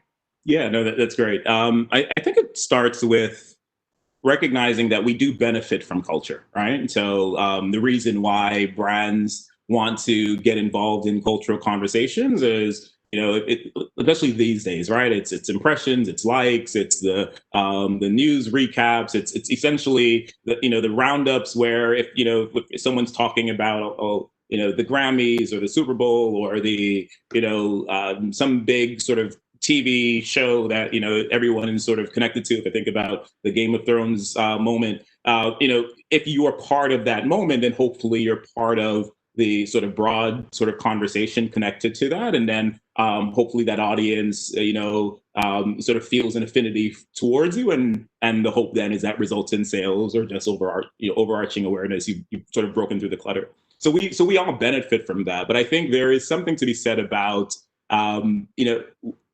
beyond just being a someone who participates in culture. It's like, what are you adding to it, right? Why are you there to begin with, right? Because I think if they think about sort of the social construct that maybe exists, is things are happening and we as a brand can participate. But if we do, hopefully we're adding to it versus just benefiting from it. Your hope is that the audience that is a fan of this show, or the audience that is connected to sort of this event, they feel that by you participating, you are sort of helping to extend the awareness or reach or fun connected to that. And if the goal is that, if the goal is we are looking to not just take from the moment, but we're actually looking to add to it, then I think then you're sort of fulfilling your end of the contract. Whereas if you're, there's this term sort of culture vulture, folks who come in because they know something is happening and they can ultimately sort of benefit from it only, I think that becomes an issue. And consumers are really good at sussing that out. It's like, you have never talked about this before, you're never in this moment. Like, why are you there now? So I think it's really important for brands to recognize that it's up to us to make sure that we, whatever audience or target or group or moment that we want to participate in, that we're there to sort of add to it. A good example is not in Pepsi, but Mountain Dew. Game of Thrones was happening. I use that example, but Game of Thrones was happening, and everyone, you're sort of caught up in this moment around Game of Thrones, and the team on Mountain Dew, and full disclosure, I was on the brand team at some point, but it wasn't my project. But the brand team sort of said, hey, there's this character Arya who has this sort of revenge list, and she sort of checks off the names of this revenge list of people that she ultimately wants to kill. And they had this great idea of creating this thermochromatic can where it reveals the names, essentially Arya's list on this can. And that really became a sort of a sensation for people who are fans of the show, because it was sort of this Arya's list on a Mountain Dew can. So this was Mountain Dew sort of adding to sort of the collective interest and intrigue of the Game of Thrones. If another brand could have done it, maybe a little bit differently, and maybe not sort of created that sort of that way of resonating with consumers, and as a result, not fulfilled sort of their end of the social contract. It makes sense. In the true confessions vein of things, I was a late bloomer on Game of Thrones. I don't think I watched up until season 4, season 5, and then caught up. And but you're right, it's authentic, and I love the framing of sort of, we benefit from culture, so we've got an obligation to add to culture if we're gonna be there. I think consumers are smart enough now to realize where it's a bit inauthentic. Yeah. And we discover all the time on our platform cultural touchstones that we would be surprised by. Like, anytime we run esports content on our platform, we get all sorts of social interaction, and it just shows how widespread, the kind that we maybe don't get from other major leagues. We had a culture segment last week on our network about BTS, and suddenly it was all K-pop all the time. The K-pop artists. All right. I joked with our content team, we should just turn our network into all K-pop all the time. After there are a lot of them. They are everywhere. Who knew? Yeah. So we'll get to questions from the audience in a second, but sort of maybe 2 segues to that. So many in media today, there are obviously a myriad of additional choices as far as where to have this conversation. And I would imagine it's never one thing, right? It's not as big as the Super Bowl halftime show is. It's not the only thing you do, right? And there's these platforms that pop up here today, gone tomorrow, and some that obviously stay and really grow. How do you think about not just what conversation to have, but where to have that conversation? How do you do it internally? How do you work with your agency partners, your publisher partners, and so on? Yeah, I think it goes back to that original question, the sort of original response on understanding the consumer and knowing like who they are and why they're a target, and sort of the media consumption that they have or where they operate, et cetera. Because I think that lends itself to the platforms or the moments that really resonate, with them. So I think a good example is, everyone's obviously on this TikTok craze at the moment. This is, I don't know, maybe the year of TikTok from a media participation news cycle. There's just a lot going on with TikTok, obviously, this year. And obviously TikTok isn't new, right? It's been around for the last few years, obviously, gained a lot of popularity because a lot of people are in their homes, and, these sort of zany dances that anyone could really do become something that's pretty interesting for people. So, so for a brand to say, hey, let me jump into this sort of TikTok challenge arena, a couple years back, maybe not as willing to do it. Part of it because, a lot of younger people were on TikTok to begin with, so a lot of teens. So if you have sort of age restrictions where you're, not looking to sort of market to teens, et cetera, may not be the platform for you. But as time progressed, everyone's grandparents at this moment feels like, they're on TikTok. So it becomes a little bit more of a viable sort of media. Same thing I would say a few years back with Snapchat. Same thing, a lot of teens. Now, everyone's on it. Before that was Instagram back in 2010. Same thing, everyone's on it. Before that was Facebook. So it's been sort of this constant cycle of what's the new platform and who's connecting to it, and how do we ultimately reach the right consumer target connected to that media platform. So I think that's how we think about sort of, that's a lot, like essentially social media, but that's how we think about media in general. If we think about younger consumers, many of them are cord cutters. So as a result, I'm not thinking so much about linear TV for them. I'm thinking about what are the digital extensions or social media that they're actively participating in, because in many instances, they're not sitting at home at 8 to 9 o'clock watching primetime TV. But if I'm thinking about an older consumer, most likely watching primetime TV, but maybe with a phone in their hand, doing, maybe multitasking or what have you while they're watching TV. So for us, it's really thinking about who we're talking to and sort of the media platform that really connects to them as a result. And I think about you guys as well. If I'm a person who's on the go, that there's a lot of road trips, a lot of people sort of out and about these days. Like, how do I make sure I talk to who that consumer is and relevant touch points for that consumer? When we think about outdoor media, et cetera. Makes sense. And I would imagine for a brand like Pepsi versus some other things in the portfolio, ultimately scale really matters as well, right? The ambitious sales goals of a brand like Pepsi, yep. Scale matters with partners. 100%. Yeah, fair point. If we were working with a brand new up and coming social media or what have you platform, right. For us, the issue obviously is we have a far-reaching brand, and I can't sort of focus all my investments on a new social media platform focused on Salem, Massachusetts, or what have you. It has to be something that has a bit of reach, because ultimately that's what we need to do in order to sort of move the collective needle. So for us, we made tests with smaller platforms pretty early on. I know we were doing early tests across a lot of these social media companies. There's new ones that are out there. Everyone's still talking about Quibi. Will it be the next or what have you? There's a lot that we're doing with them as well. So at some point, you sort of have to say, who's going to be next? There is going to be something to come. When I think about Facebook and Instagram, they always sort of add on sort of different features connected to potential, competition that's out there. But at some point, there's going to be another phase, and the hope is you're actively testing and figuring out and learning before one of those new platforms come to be. Makes sense. So segueing out of Pepsi for a second, then we'll go to some questions. You're obviously a student of culture, as you alluded to at the start. How you think about it, I mean, you're probably a voracious consumer of art, music, lifestyle content, everything out there. I mean, who, especially with the impact on so many of these experiences because of COVID, who's doing it well? What campaign do you look at, or sort of what organic content do you wish you could have done or been a part of?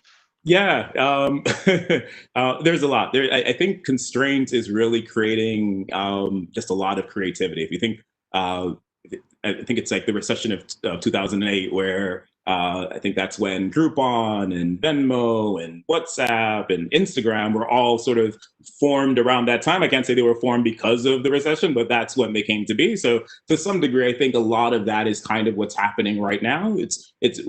Folks are realizing that I can still produce, I can still create content, I can do, as much as I want to, maybe not to the quality that we all expect, but there's a lot of things that can still be done in a constrained environment. If you think about every news show figured out how to tell the news, with people, in their home studios. All of us have, we're all on Zoom now, and, many of us were on it before, but, we're all on it. We're on House Party and all these other things, and we're figuring out, how to connect to each other. And it's just, what we've done. So when I think about maybe a perfect example of someone who's done it well, if you're familiar with Versus, it started pretty early on during sort of quarantine, I think around April of this year, where it was Swiss Beats and Timbaland, two sort of superstar music producers, came together and said, hey, we're going to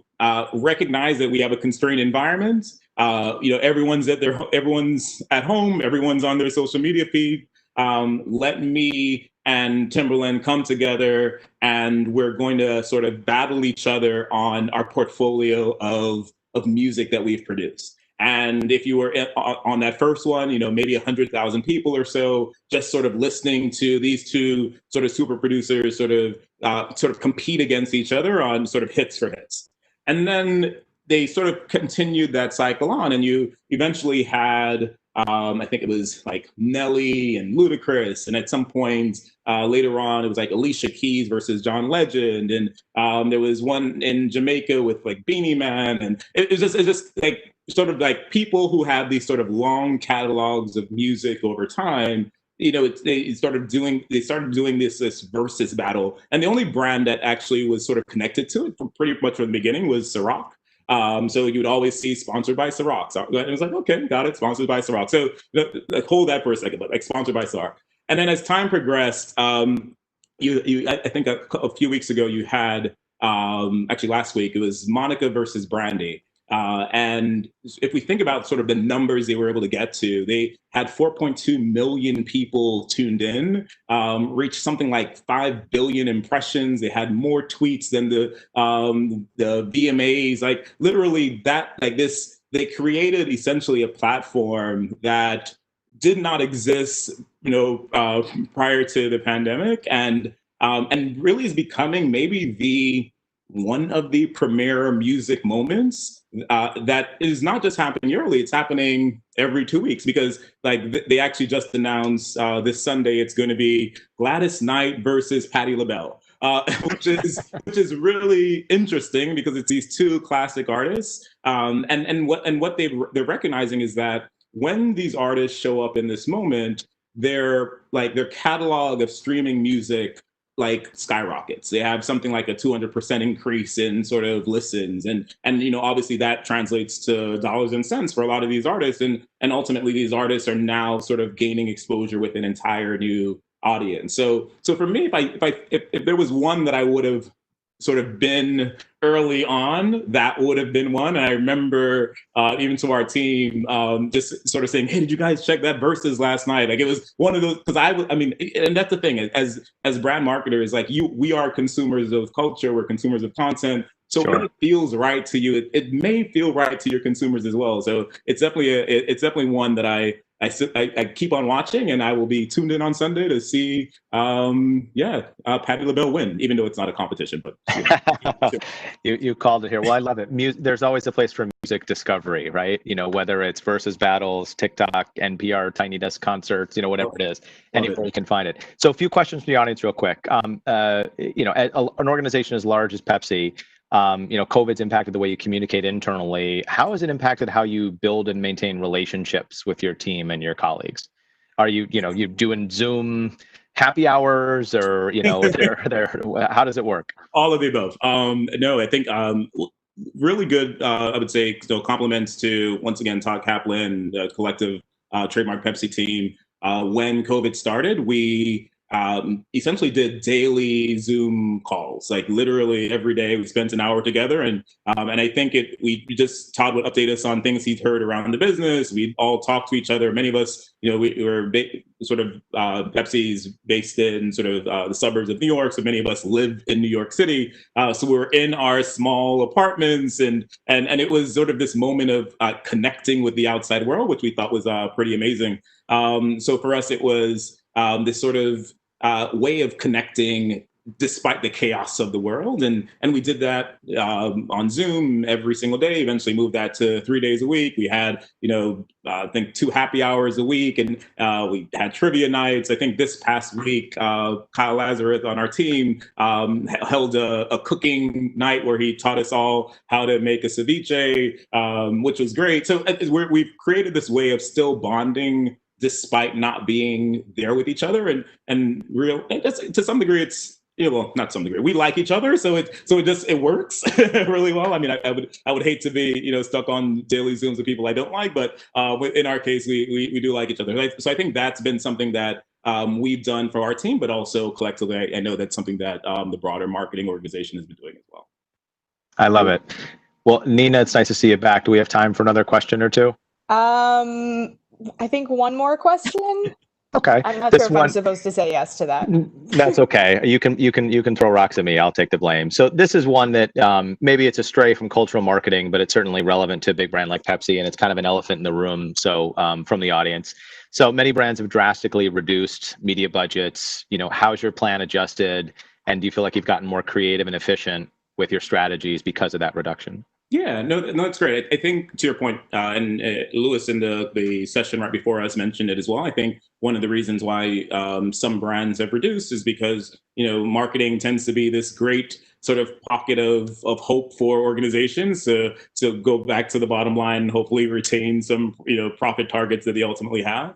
I'd say that we've certainly have benefited from consumer consumption within sort of this COVID environment. So for us, I think the principles still remain the same, regardless of where budgets go, and that let's talk to the right consumers in the right ways in relevant moments, and then let's maximize it as well. And I think the beauty of it is constraints is teaching us a lot, right? And so that if I talk about that versus relationship, if we were to have gotten involved in that pretty early on, right? Like 6 billion impressions every week, that's fantastic for a brand. So when I think about, the people at Ciroc must be, super excited to have sort of forged that relationship pretty early on.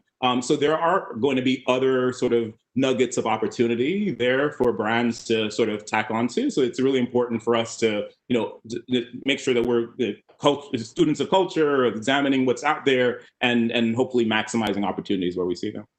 Makes sense. Well, again, thanks for today. Your passion for culture, Pepsi, the industry, et cetera, is self-evident, and really appreciate, on behalf of the whole audience, really appreciate you sharing your perspective today. Definitely. Thanks, Sean. Appreciate it. Well, I'm glad you got that last question in. That was a really interesting one, and I'm sure a lot of people were sort of curious. I know the media budgets are something that's heavily talked about. So staying on top of the cultural trends, I think, is a good last tip there. So thank you, Gil and Sean, for joining us today. We have just 2 sessions left for the day. Our next speaker is the Chief Marketing Officer of the LA Rams. Welcome to the stage, Ronali Zarati-Bayani. In this role, she is responsible for defining and building the Rams brand, serving as a key member in shaping the experiences and value proposition of the new 300-acre Los Angeles Stadium and Entertainment District at Hollywood Park, and creating a modern LA entertainment experience for the next generation of fans. This session, got the sports in there a little bit. This session will be moderated by Eric Smith, Senior Vice President of Gimbal in Stadium. From Gimbal. I'm going to welcome you both to the stage and let you take it from here with all the sports euphemisms. Nina. Thanks, Nina. Hi, Ronali. How are you doing? Good. Good to see you again. So big day today, start of the NFL season. I know it's a little bit bittersweet for you all, but we'll get into that in a little bit. I know, we talked a little bit about, sports when we talked the other day. And I'd love to learn, especially with someone who has a kind of a storied and varied marketing past like you, how did sports first come into your life? And what is it, what has that touchstone been for you throughout your career? It started when I was very young. My family used to get together and watch Laker games, actually. So I was born and raised in Los Angeles and grew up here. And that was the moment where we would gather and catch up. And to be honest, I actually didn't grow up a football fan because we didn't watch football in our home. So throughout the course of my life, sports has played a role in the sense of forging memories of bringing family together. So it was a very different experience for us. I grew up with humble means, and so I never had the opportunity to actually go to a game when I was young. And so it was always from a screen, which, man, today that's what it is again, unfortunately.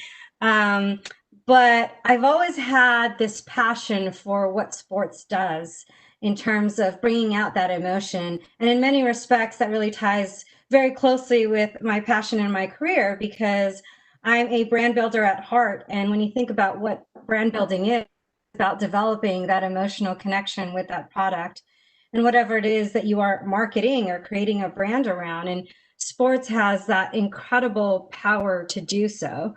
fast forward through my career where I have had the opportunity to play a role in startups to large global companies to, to private companies and public companies and having that range.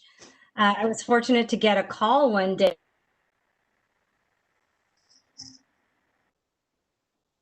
At the time I was in Hershey, Pennsylvania, working with a Hershey company, and the opportunity to kind of highlight and bring about what the brand is and always has been for the Los Angeles Rams, and us coming back home and bringing that to the forefront for fans here in Los Angeles was just something I couldn't say no to, and so excited to be here. And I'm excited to say I am now a football fan.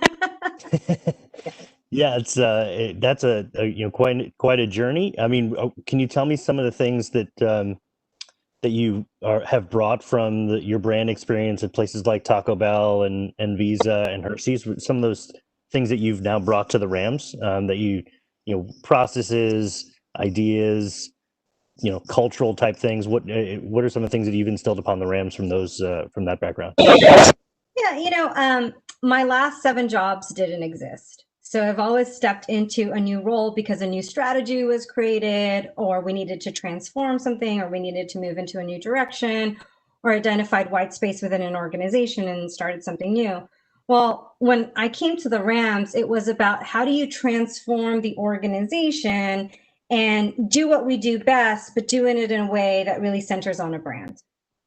And so in thinking about that and working in all the other experiences I've had the good fortune to be able to bring those brand fundamentals to the organization and really operate in a little bit of a change management perspective with regard to how we go to market, and really building that foundation of what and who we are as a brand first, and then leveraging that narrative to then define how we go forward, how we engage our fans, how we engage our sponsors, and then ultimately how we bring that experience to life for our fans. So if you kind of fast forward to a real life example, we're opening up our new stadium. We just launched new uniforms. We have a whole new identity system.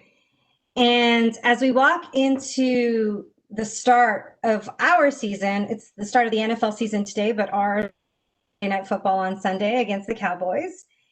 And we think about that journey of what it is to create that experience for our fans. We really think about it of a story coming to life from the moment the fans hear from us Sunday morning to the moment they leave on Sunday night. Today, it's going to be with us virtually. But as we think about that whole experience and leveraging this modern new state-of-the-art stadium that is setting the standard for sports and entertainment globally, and leveraging the power of the technology in there, how do you create those moments to drive a narrative and fuel that energy? In many respects, it's almost like a brand conductor, right? Taking your fan, or in other verticals, your customer through a journey. We just get to do it over the course of a day for a football game. And we do that all season. But if I take that example, some of the things that we've designed through our brand storytelling is the journey of how a fan will visually experience the game. And so in stadium, if they were there, they would see a touchdown in Q1 with a visual expression that drives energy and sound, but that would exponentially get hyped up and more intense as we go into Q4. And that's something that's new and different that hasn't been done with other teams. So we've really designed it from a brand first perspective, and how do we bring our brand ethos to life? And it relates to what we do on and off the field. That makes sense. We're excited to hear a little bit more about the stadium. We'll talk about it in a minute, but the pandemic has obviously impacted everyone's lives. We've got technology that we're dealing with constantly, and it's something that's affected all of us personally and professionally. I'd love to, before we get into the professional side, how have the last 6 months impacted you and your family? I mean, what has that been like for you all? Absolute sheer madness. Amen. I mean, that is the honest answer. I have 3 school-age kids, and obviously in this environment, living in Los Angeles, they're all doing virtual homeschooling. So I have a tween in middle school, and I have 2 elementary school students, one in the 5th grade and one in the 1st grade. And as you can imagine, juggling all of that for those of you that are parents, amidst launching a new brand, launching new uniforms, opening a new stadium, and oh, by the way, having to adjust everything you planned for the last 3 years in the last 6 months to be ready for these moments. I can't remember a moment where I felt like we've got this, right? It's always a state of where do we need to pivot? What do we need a parallel path? How do we get the organization aligned and rallied towards the same things? And oh, by here, from what's happening in society and having each and every time. So it has been a whirlwind, to say the least, but I feel very fortunate in that we have such a great team that we operate as a team, and we're able together with a singular purpose to make things work on the professional front. And then at home, I have a team at home, and that I have a really great family and relationship with my husband, where we balance everything out in order to make sure that not a lot of balls fall on the personal front. Yeah, no, it's hard. On the business side, we've sort of had a mantra over the years, which is, so what, now what, right? I mean, you just kind of have to move on and dust yourself off and say, so that thing happened to us. How do we move forward and not dwell in the past? And I assume, you've been working for years on opening up a stadium. I know what it's like to open up a stadium.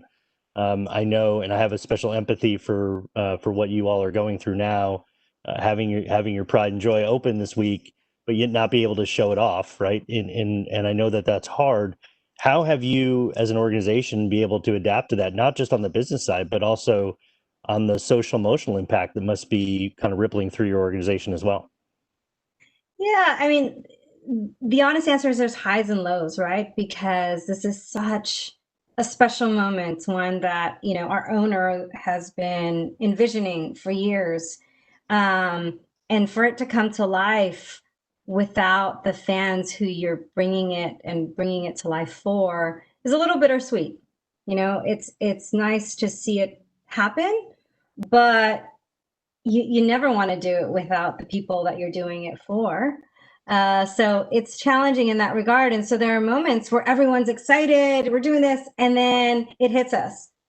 Wow, it's just us, right? And so you kind of have to balance those emotions because, like you said, it is what it is, and you have to move forward, and you got to make the most of it. And part of the challenge of the last 6 months is how do you ensure you keep your team motivated? We have a very young staff, right? And we're blessed in that a young staff is incredibly energetic, wants to do things, has so many ideas, and they're action oriented and want to see things happen now.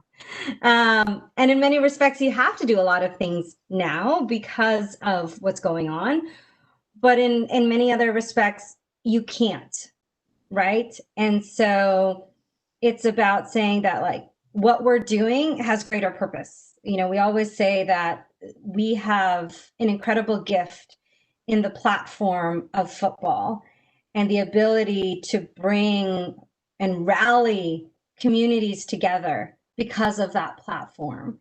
And so how do we focus on that despite some of the things that may be a little bit disappointing because we aren't able to do it in the way that we would want and be able to showcase and bring to life some of these experiences, but knowing that that day will come. Yeah, I mean, for those of us who were working in sports back around September 11th, I've had a lot of moments over the last 6 months where I've had similar feelings, balancing, well, what are we doing? Why are we doing it? And then you think about the fact that sports is so important for breaking down barriers in society. creating connectivity in multicultural communities, which obviously fits well into the theme here. And we have to forge ahead, and we have to forge ahead safely, right? That's the balance that we're all fighting every day. And I think the leagues have done a tremendous job of keeping that balance in mind. And I'm sure you guys talk about it a lot with your partners and your community leaders about those things. So, when did you guys realize that you were likely to not have fans for at least this first game? Realize or accept? I mean, I think that's a bit of a blur. Very long time in multiple scenarios, for a full stadium, for a partial stadium, and for obviously no fans. I really can't remember the exact moments with which we realized per se, but I think as it got closer and closer, some of that scenario planning started to hone in, and we really had to look at what was happening around us in Los Angeles and California and in our country, and know that we had to do and be prepared for what was right and what was best for society as a whole. And so that's kind of where we went. I think one of the things that I'm really proud about this organization, and kind of as we think about the cornerstone of what this summit is about in cultural marketing, is how do we, take what's happening and make the most of it, right? And so as an organization, we've always been a leader in the community. In fact, when we first moved here in 2016, one of the first things we did was actually sent our head of community to Los Angeles to really understand what are the needs of Los Angeles and how we as a football team can best help. And so I know there's so many things going on that have surfaced over the last few months around social justice, or rather social injustice. And that's actually been at the heart of what we've been doing since 2016. We've all at how do we address the long term, because we're here to stay. So we're not an organization about moments. We're an organization about platforms that enable others to thrive and enable others to be part of positive change in the right direction. So we've leaned into addressing some of those fundamental things over the years that maybe isn't as sexy, but is so critical to addressing some of these social injustices like poverty, educational inequities, community relations, especially police community relations. We've actually adopted a football team in Watts called the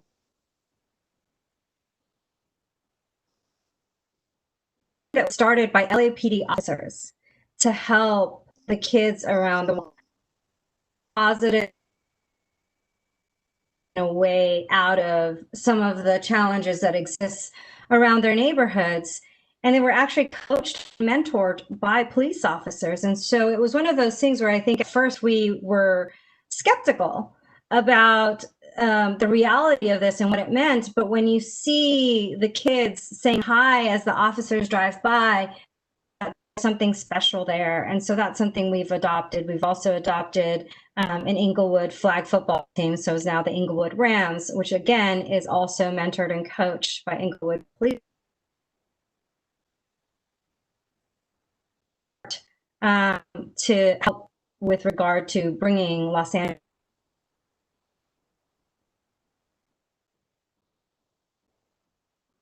and at SoFi Stadium, our new home, our new Rams house,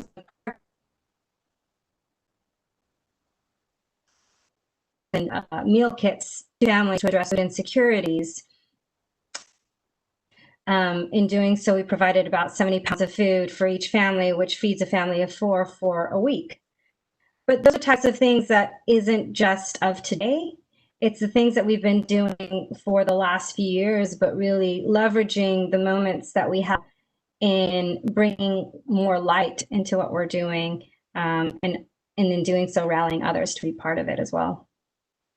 Yeah, I think that speaks well to something the previous speaker, Gil Gil Cuffey from Pepsi, had mentioned, that it's important to, when you're working on cultural activities, to think about what it means to add to the culture, not just, you don't want to be seen as taking from it, right? You need to be authentic and be adding to that culture as well.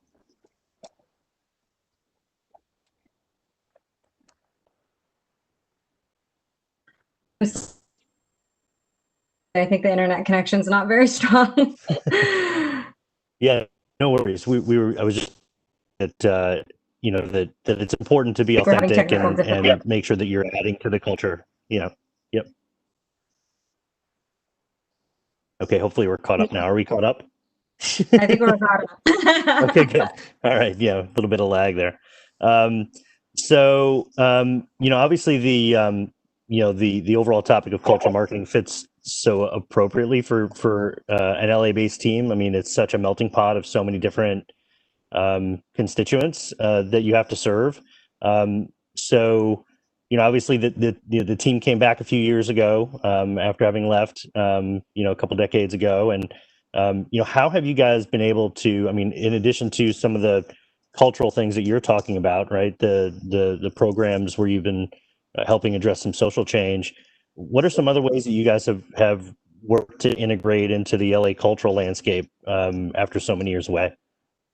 Yeah, one of the things that we are very hypersensitive to and intentional about is connecting our communities and with our fans and communities in the most authentic way possible.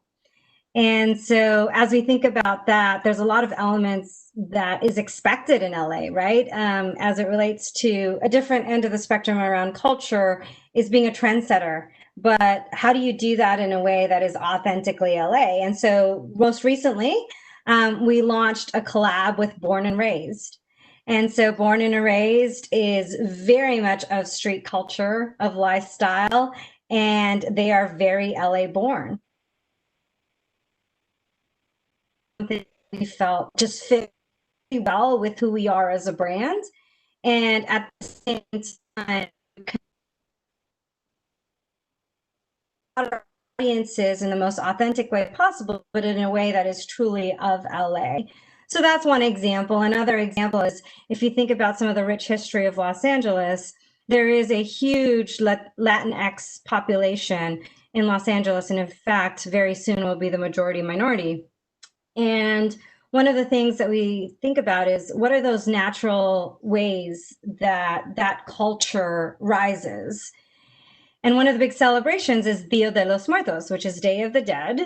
And so, a couple of years ago, what we did was actually we put a Ram's Sugar Skull shirt. We created a Ram Sugar Skull shirt, and we put it in the players' locker rooms. And what we did is we added a note that explained why Dia de los Muertos was so important to the Los Angeles community, what it was. And that's all we did. We started there. And the very next day, our players wore it on their way to an away game, and that caught fire on social media. And within minutes, there were knockoffs being sold, of these shirts. And we didn't sell them at the time because what we wanted to do was to make sure to shed a light of what was important in the most authentic way possible. Fast forward to now we're in the Dia de los Parade in Olvera Street.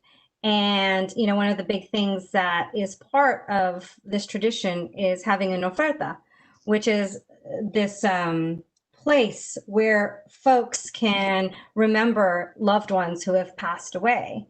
So rather than making it all about the Rams and putting, players or folks that are related who have passed away, we just created an altar with our colors and allowed folks to put the photos of their loved ones who had passed away. And so just being very sensitive to the way we allow culture to shine and allow culture to thrive.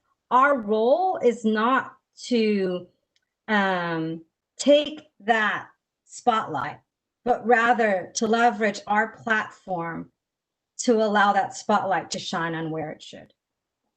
No, that's great. Again, it's all about being authentic, and I think you do an amazing job also building over time. It's not about single hits. What you talked about, just educating the players so that a year or 2 years down the road, when you're trying to do something authentic in that community, they understand all the rationale behind why you're doing it, as opposed to just doing it because the organization says to do it. So it's beautiful that you're doing it that way. We're going to go to questions in a minute or two here, but I did want to give you a chance to talk a little bit about the stadium. I know that it might be a game or two or more before you get to welcome fans in. So I just would love to hear just your thoughts. What are some of your favorite parts of the stadium that you can't wait for fans to experience? And B, are there any kind of LA cultural touch points in the stadium that you want to call out, things that you've done to make it feel like it's been, built for LA? Thanks for that opportunity. You mentioned Built for LA. That is our season campaign for this year. And it's Built for LA, hashtag Rams House. And for those of you that don't know, Rams House is the affectionate moniker that our Rams fan family call one another.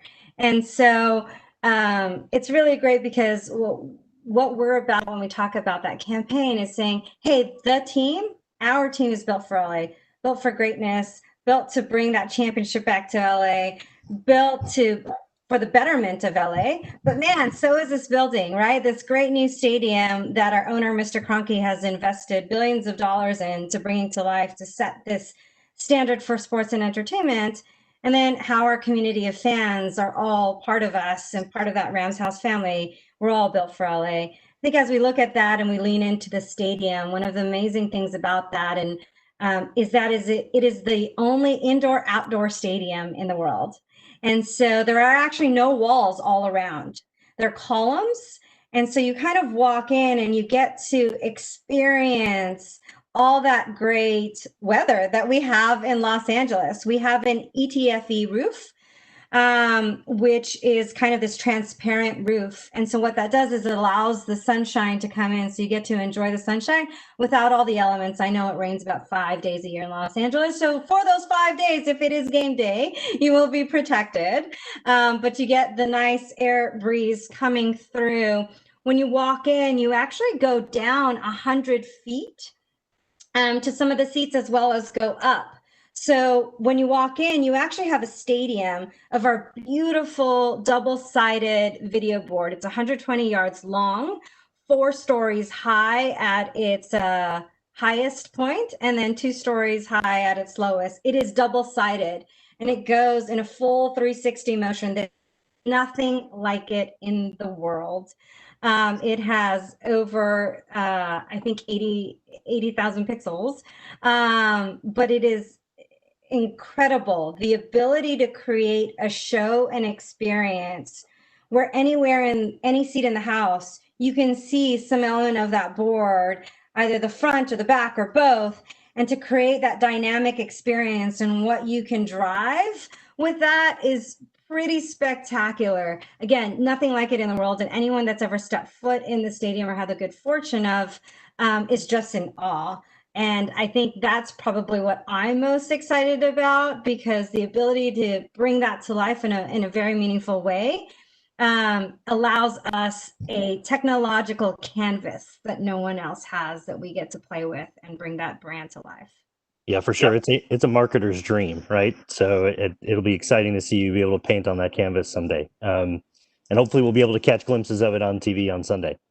Well, if you'd like, I would say you can text Rams House to Go Rams, and you can access our 360 AR portal. It'll launch in a couple of days, and you'll be able to play around and experience the stadium in 360 on your own terms. So have fun. Very cool. Very cool. All right. So I think we have time for a question or two here before Nina jumps in. Here's a question. Working from home and distancing have altered consumer media and digital habits in many ways. What are you seeing when it comes to those types of behavioral changes, and how are you adapting? adding to that? I mean, ultimately, we're talking about how do we bring the stadium experience to our fans, right? So I alluded to kind of this 360 AR portal. We're doing a second screen experience for our season ticket member fans. We're doing engaging opportunities with our fans, like our Pick'em, which we just launched, where fans can bet, right, virtually on different elements of what's going to happen with the game, and then we'll reward them. So we're thinking about different ways to engage fans via the digital world and via second screen throughout the season. But hopefully we'll be in a good place post where we'll start to be able to engage them live again. The thing about that too, though, is because of how long this has affected us, consumer expectations and behaviors are fundamentally changing, not from a transitory sense, but actually in a more permanent sense. And so I think as marketers, we're going to have to think about that consumer journey more so in this way and have almost parallel paths, at least for us in sports, of what it means, because there's going to be a lot of fans that are just going to stay in that vein and expect to engage with us in that vein. So we're going to have to be able to provide that in-game experience that is something you can't compare, but also for those who are expecting different or now behaving different on a more permanent basis, making sure that we're prepared to engage them in that way as well. Yep, makes sense. So there's a question here about partnerships. They're asking a question about partnerships that didn't work out, but I know that that's kind of a touchy subject, so I'm going to spin it a little bit, right? Which is, can you talk a little bit about a partnership where you worked closely with the brand to adjust the initiative so that you were ultimately hitting the objectives that they were seeking? Yeah, absolutely. I can talk about quite a few, but one is Nike, right? So Nike has been a good partner of ours for quite some time. Obviously, in this world where we're not bringing our fans to the stadium, what we're doing for home opener and Sunday Night Football is they're actually doing 100 by 100-foot mural on our parking lot, right? And it'll have Aaron Donald, and it'll be featuring him and his contribution with our Watts Rams, which I talked about earlier, but it'll start their campaign for the season. And what's great about that is because of where we're located, it's right under the flight path for LAX. So you have over 3,000 planes coming in day in to see that. So that's a great way we've adapted. Another one is Pepsi. So Pepsi is all about entertainment. But, in this world, entertainment looks a little different. So we worked with them. We shot a music video with J-Rock, and they got to showcase the different elements of the stadium in a very entertaining way, in a very LA way, and also have him perform. We pre-recorded that, and that'll be shown before the game as a pre-game entertainment. So those are some examples. There are numerous examples, but I think what's been great is because we've actually had very good partnerships and worked in collaboration where it's not like a handed over type of partnership, we've been able to work together and creatively solve for our needs. Yeah, no, that's it's important whenever you're building partnerships. It has to be and there has to be a certain amount of give and take and understanding of flexibility and quite frankly honesty, right, about what's happening and what can be done to to keep those objectives in mind. And if you have to adjust the program, do it with a sense of empathy as opposed to just sitting here and say, well, I'm sorry, this is what the contract says, so this is what we're going to do. I've been on both sides of that equation in the past. It's it can be hard. One more question I had. So obviously in today's world, technology creates a lot more opportunities for brands to do personalization in a massive way, right? Really mass personalization as opposed to probably the labor intensive customization we had to do 10 or 15 years ago. What are some of the ways that the Rams are using technology to do that? Oh, wow. There's a ton, but I think one interesting one and very relevant is obviously because we can't have our fans there. It's almost like technology meets physical. We will have some cardboard cutouts of our fans for the game, and all of that goes to support our foundation, to support some of the work that I talked about earlier. But one of the interesting things is, how do you leverage technology? And so, being able to feature the fan in their seat, and then also being able to send the fan the view from their seat of where their cardboard cutout is something that we're doing. You kind of play with the physical and the virtual. So that's like a fun way. Obviously, throughout the game, we'll be doing live social media feeds of our fans cheering the folks on the beautiful video board. We're working with the NFL, so on Sunday Night Football, we're going to have this thing on the end zone. So when the players score a touchdown, they can do a cheer and send it out to our fans, and our fans can engage with them. So there's a lot of different ways that we've been able to play with that we're super excited about. I mean, and as a marketer, you have to know how to adapt and deal with what you're thrown with, and make it creative and make it impactful and tell a story. And that's part of the fun about being a marketer. That's great. Well, I see Nina's back, so I think that means our time is up. But It is, but I think that was the perfect way to end there. Thank you, Ronley. Thanks, Eric. Thank you both so much. And it's exciting to see how you're innovating with the upcoming season. Obviously, it's going to look but a lot of opportunities that come with that. So thank you both. We're now moving on to our last session of the day. We're joined by Ursula Ringham, the head of global influencer marketing at SAP. Ursula is an innovative leader in influencer marketing, social media, live video, and digital marketing. She's an early adopter in utilizing the latest technologies to generate awareness and to build community. Good storytelling is at the core of everything she does. She previously worked at Adobe and Apple in their developer relations organizations, helping companies bring products to market. This session will be moderated by Karen Spencer. Hi again, Karen, the Senior Vice President of Partnerships at Whaler. Welcome, Karen and Ursula. I'm going to head it over to you for the last session of the day. Woohoo! Thanks so much, Nina. Ursula, your background is everything. Yay! Hey, Karen, thanks. Hey, it's a fireside chat, right? I love this so much, and I challenge everyone hosting fireside chats to find a fireplace to get next to. You have I got a great stage manager that helped me set this all up, so give him some credit. You have exemplified the brief, indeed. Oh, and a cup of coffee. This is we're really getting into the fall spirit. Yes, we are. There's some pumpkin spice. Pumpkin spice. Well, thanks so much for joining us today. I'm excited to get a chance to chat with you. And I wondered if we could start with some personal background on you and your journey, if you would share with us a bit about that. Sure, no problem. So kind of an unusual journey. At the age of 20, I was in college. I was an international relations major, thinking I might be a diplomat or go work in the World Bank or who knows what. And I randomly got a job at a very small startup company doing inside sales, and that company was called Adobe Systems. And at the time, I had no idea what hardware or software was. And, that summer it really seduced me. And, I hate to use that terminology, but, working in software industry was very exciting. Learning about technology and everything, I had not had exposure to that.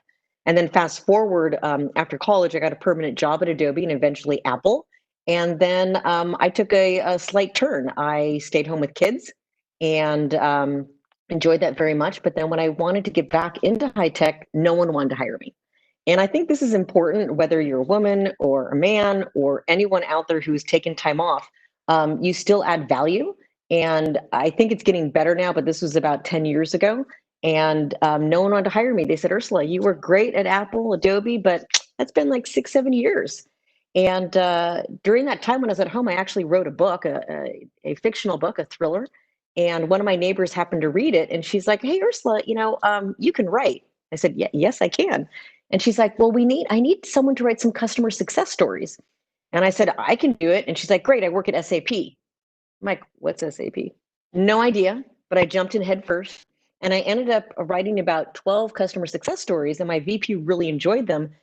And she brought me into her office one day and she said, hey, I see that you used to work at Adobe and Apple. Do you want to do more? I know you can.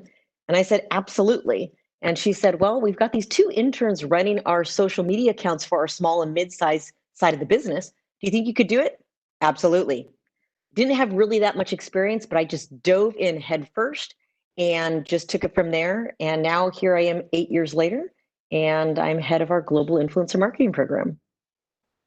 What a great success story. There's so many things to take from that already, all about how working moms can re-enter the workforce. To be a success story as a contractor at a large company. I know there are so many contractors out there who are hoping to have their role turn into a full-time one. And also to just hear that companies were having interns run their entire social media. Hopefully that's not happening No, anymore. and this was a smaller side of the business. I have to decide it's not the huge SAP, it's a smaller side of it. But yes, at the time, this was 8 years ago. Yes. Please, if anyone out there is having interns run their social media today, stop it immediately. Yeah. And you said that the first time you heard about SAP, probably because it's B2B, you asked yourself, what is that? So for those who aren't aware, can you share a little bit with us about what SAP does? Absolutely. So I always say the S in SAP doesn't stand for sexy. It is pronounced SAP, not SAP. It's a German company. They didn't know it would translate differently in English, right? 48 years ago when it was established. But the interesting thing with SAP is 77% of all revenue transactions run through an SAP ERP system. And people don't realize that. So what I like to say is we are the biggest company in the world that everyone uses every day, but they don't know anything about it, right? And we do all spectrums of business. We do the back end, front end, HR, ERP, CX, everything you can imagine. We have everything. Well, that is a lot of acronyms. Thank you. True. Sorry about that. No worries. And before you got to the role that you're in now, I love that you were helping to run the SAP small and mid-sized business social media channels. This reminds me of Undercover Boss because I feel like no one really has an idea of the work that it takes to do the job until they actually do it. And I imagine now that has made you so much better prepared to do the job that you're in today. Absolutely. I would say you have to be in the trenches. And that's one thing is I had a limited social media presence when I took on the role because of what I had done as a writer, but not to the level what it is today. And so I had to dive in there. At the time, tweet chats were a great way to reach an audience. And so every single day I was attending 1 or 2 tweet chats. It really honed my writing skills for writing in 140 characters or fewer at the time, right? That's what it was. And also what it got me to do is I had to really look at the type of content we were creating and the vehicles we were using to broadcast that. So anything from blogs to podcasts to live streaming. And the one thing I'd love to bring up is who out there in the audience remembers Blab? Blab was this one platform that came out before like Meerkat and then Periscope and even Facebook Live and LinkedIn Live. It was a great platform. And we were doing stuff at Super Bowl 50 with partners using Blab. And the great thing I'll have to say is my VP at the time, Megan Sullivan, I have to give her props that she allowed me to be innovative and creative and really indulge in the storytelling of how SAP helps the world run better and improve people's lives. And that is kind of, we'll get into this in that whole thought leadership and relating to an audience. And I was able to really do that. In that role I had in our small and mid-sized part of the company.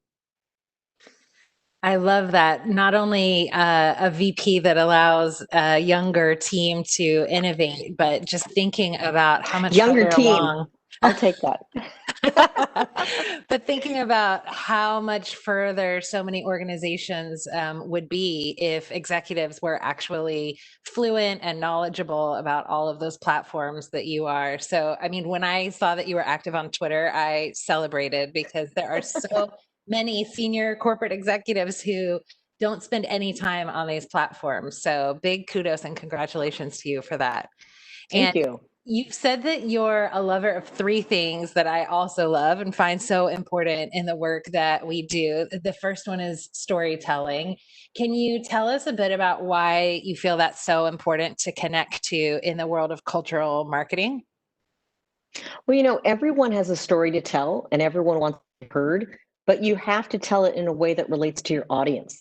And so it's interesting whenever we run these campaigns, the first thing I say to any of the stakeholders is, what does success look like? But then also it's like, who's your audience? Because audiences, they go to different watering holes. Content resonates very differently with them.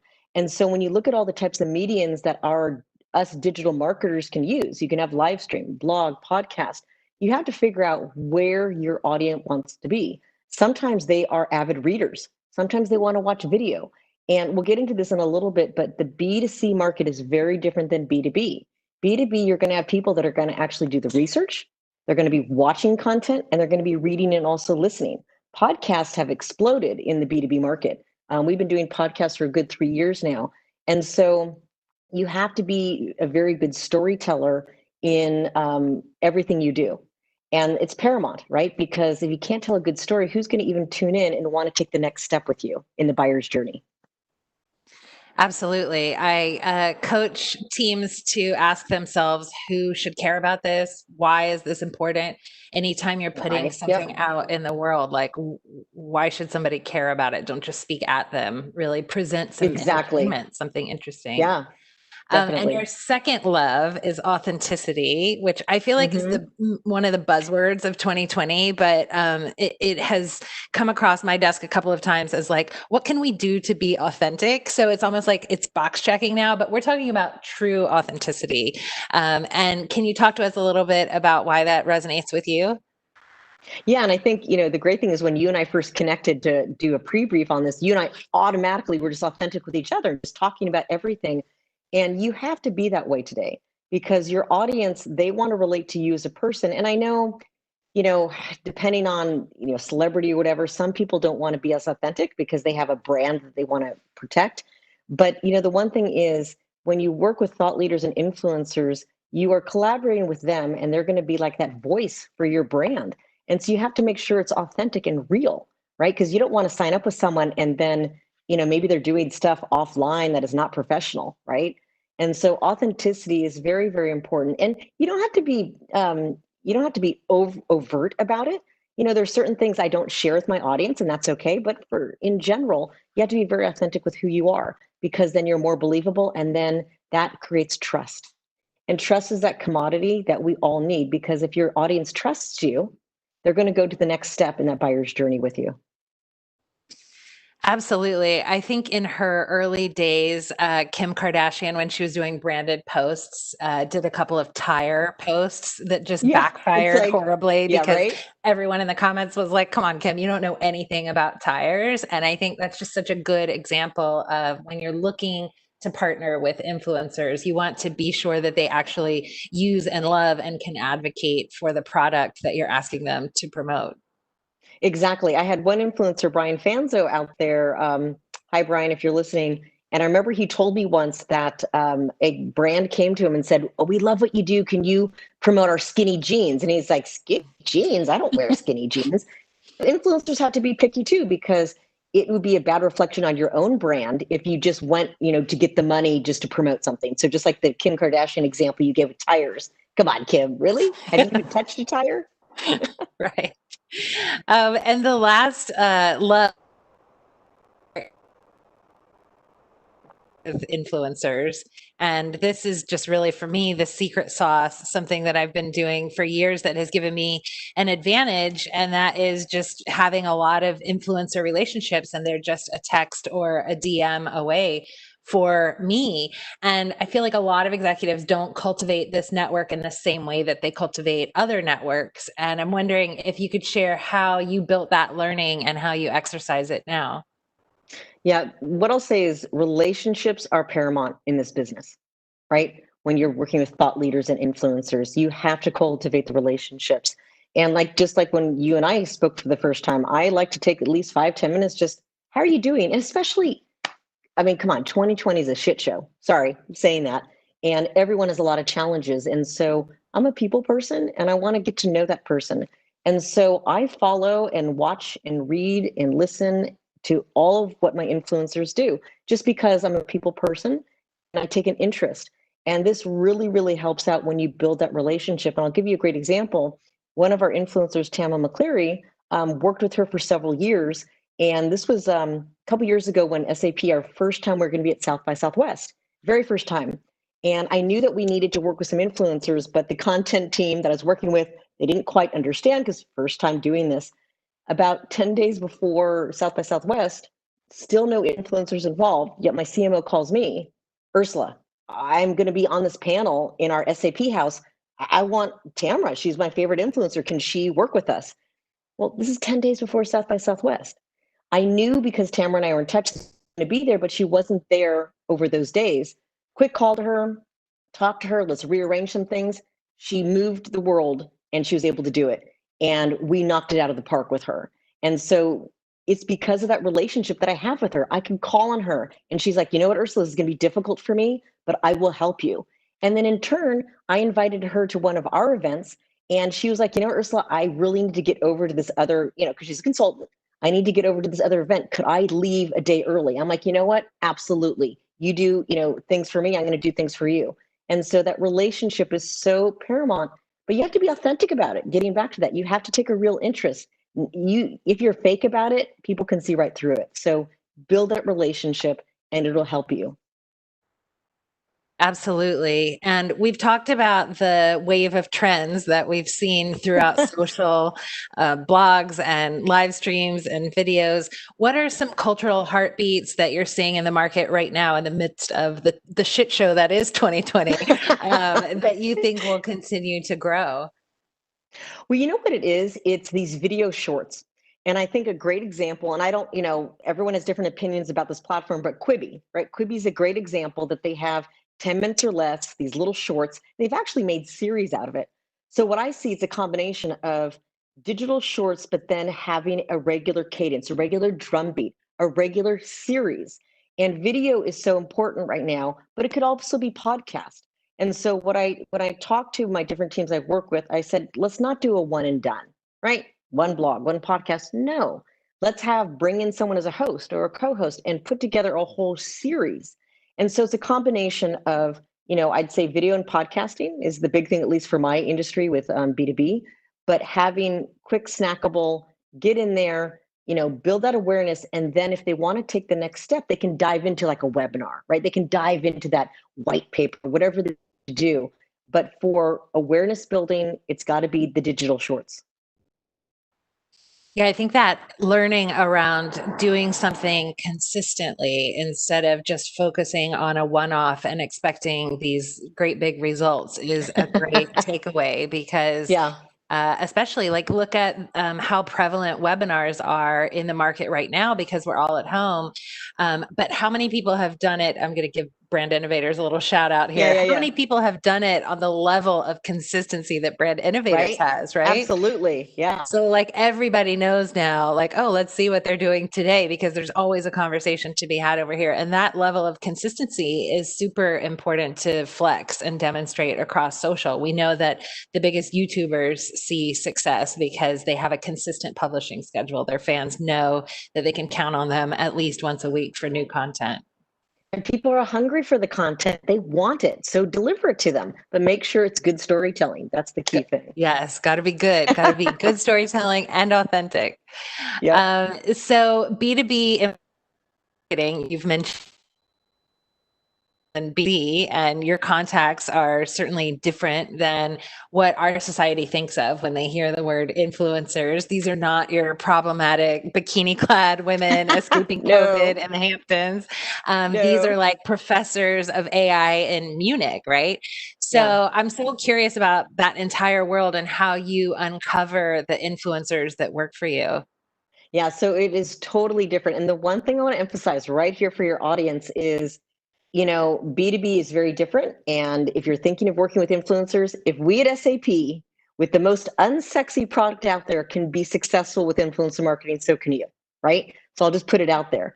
But the interesting thing is that With B2B, it's so different than B2C as you described. It's kind of like B2C is more the bikini model. That's the exaggeration. But B2B, you really have to find those key innovators that are doing things differently and understand the technology.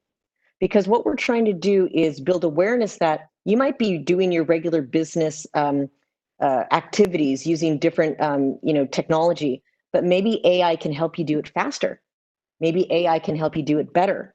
And so what we do is we'll bring in people that, as we mentioned before, a professor in Munich who actually teaches about AI. And how we find them is we use lots of different tools. So you can have influencer like discovery tools, like I know there's Tracker, there's Analytica, there's a lot of smaller ones out there, and you just have to research it, right? It's like a CRM for influencers, but understand that that doesn't give you the whole spectrum, because LinkedIn doesn't have an open API. So LinkedIn doesn't work with any of these tools out there. So you have to actually go into LinkedIn and do your own searching. So we use Google a lot. I have a very skilled group of people on my team. And sometimes I'm like, how did you find this? They'll look at podcasts. They'll look at other influencers that are similar and see who's engaged with them and who is consistently talking, who are they following. And so it's a deep dive. This is no joke. When we work with influencers, we like to do a deep dive and really find out, what they're talking about, what they're, read, watch, and listen to everything they do. And do you tend to work with these people over a long period of time rather than a transactional That's the goal. situation? That is the goal. I mean, there might be one-offs here or there because maybe there's a virtual event and they want this very specific speaker. But I always encourage everyone, and now it's great because there's a lot more research on it, and you can find on the internet now where I can send articles to my stakeholders, say, listen, consistency shows, that's the way to go. And I think the great thing though is we've had so much success at our company that now stakeholders come to us and like, we want to do this. We love what you're doing. So consistency and a consistent drumbeat with the same types of influencers. I mean, we'd like to expand our voices because there's always people out there that we come across, but definitely consistency.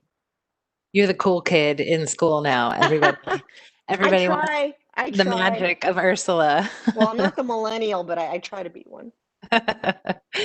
And one of the things that's consistently changing in our space, because it's so nascent, is measurement. And I know that influencer marketing works when it's done well, but so often the expectation is that one campaign should drive huge results, or that if you can't measure immediate sales, it's not effective. So I'm wondering how you measure your efficacy when there are so few benchmarks with the specific work that you're doing.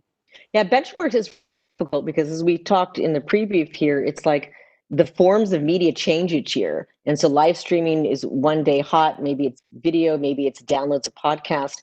But what we do is there's 11 different parts of the organization that we work with. And the first thing we ask is like, what does success look like for you? So for example, maybe they want to have, 1,000 people show up to a webinar, right? So at least that's something that we can measure. And then also we can look at benchmarks of what we've done in the past. So for example, right now we're talking with the RPA, Robotic Processing Automation side of the business, if you didn't know what that acronym is. And they were asking us specifically that question, what could we expect from a webinar? And we were able to share with them, hey, there are 3 other programs we've done this year. Here are the benchmarks that we were able to build because of that. And so I don't like to say you have to have a specific benchmark because it changes every year and it changes because of the medium and technology. But definitely there should be something you're trying to attain. So that's why, with stakeholders, they want to know, well, okay, for like a blog, did we get 1,000 views? For videos, do we get 10,000 views? I know some of you out there that are in the B2C market, you're like, we want 1 million views. B2B, that's not the case. But it just depends on what that stakeholder wants to achieve. And that one thing also I'll tell you is in the B2B market, we don't necessarily have a direct correlation to a tweet to a sale. So Marketo is not going to really help us to analyze that because we have partners. So partners are a big part of SAP's ecosystem, not only as implementers, but they also, actually work with our customers hand in hand. And so what we try to do is we create the awareness and then we can create leads from it. So at least we can track that. And so it's a little bit complicated, but as long as all your stakeholders are on board with the measurement that they all agree shows success, then there's nothing holding you back. You can create anything. you're setting the bar for yourself and then accomplishing a higher and higher measurement and results from it. I love that. Yeah, and the other thing, just real quick, the other thing just to add to it is, they're influencers too. It's like, behind the scenes, we kind of have a leaderboard that we follow our influencers. So when they are in our campaigns, if we have a group of them, if there's one that's kind of trailing, that's not being as effective, we will talk to them. So there are measurements like that with influencers ourselves. So it's not just like, let's get those views. It's like, well, let's figure out which influencers are working the best. And sometimes maybe there is a personal issue and maybe they couldn't get there to do something. So we try to collaborate on all spectrums. And given that they're experts, are there social media presences and the audiences that they're developing around their expert topic? Is that how you're leveraging their influence, or are you pulling their influence and expertise through for your own platforms, or is it a combination of both? It's a combination of both, because sometimes, like we referenced this one professor in Munich, he doesn't have a large social following, but in the industry, he's very well known, right? He writes a lot of white papers. People know him as like the OG, right, of AI. And so what we like to do is then partner him with maybe we have an internal expert on AI, and then we have a influencer that's, maybe he's not the professor, but he's maybe worked in, he's been a CIO and he's actually worked with AI in his, daily life. And we kind of bring them all together. So it's a combination of things. And so if we're working with a thought leader that doesn't have a huge social media presence, that's not necessarily a turnoff for us, right? Because we can pair them with other people that do to help build that awareness. Got it. And you've said that at SAP, you make a product that can't be touched. So how do you tap into culture to express your intentions? Yeah, I always laugh at that because we have a product, you can't touch it, you can't taste it, you can't smell it. So like when you look at like the consumer side, it's very different. But the cool thing, which people don't realize, is like our mission statement is we help the world run better and people improve people's lives. But when you look at it, it's our customers. Our customers are the ones doing this, and there are some amazing things that they do. So we tap into that. We want to help and promote that. So for example, there's a small mid-sized company called Mod Pizza. Maybe some of your viewers out there have heard of them. And they use our ERP product, not sexy, right? It helps them run their business. But the cool thing that they do that people don't realize is they actually like to help people that are disadvantaged with placing them in jobs with their company. So people that maybe have just been in prison and have come out, but they're good now and they want to start a new life, or people that have disabilities.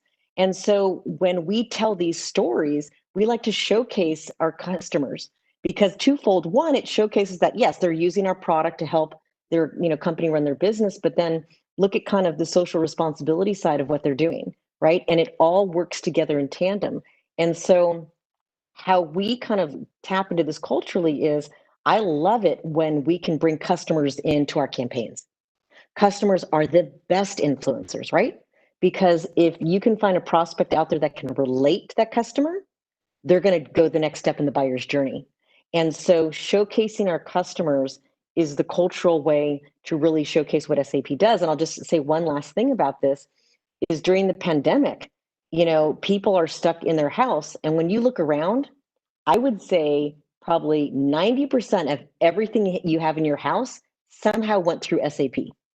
Supply chain, a customer of ours, what it is. You take that Chobani yogurt out, that's a customer of ours. And so having cultural relevancy and cultural influence, we like to work with our customers. Now I'm just really curious about which items in my house are exactly. You're looking around. I want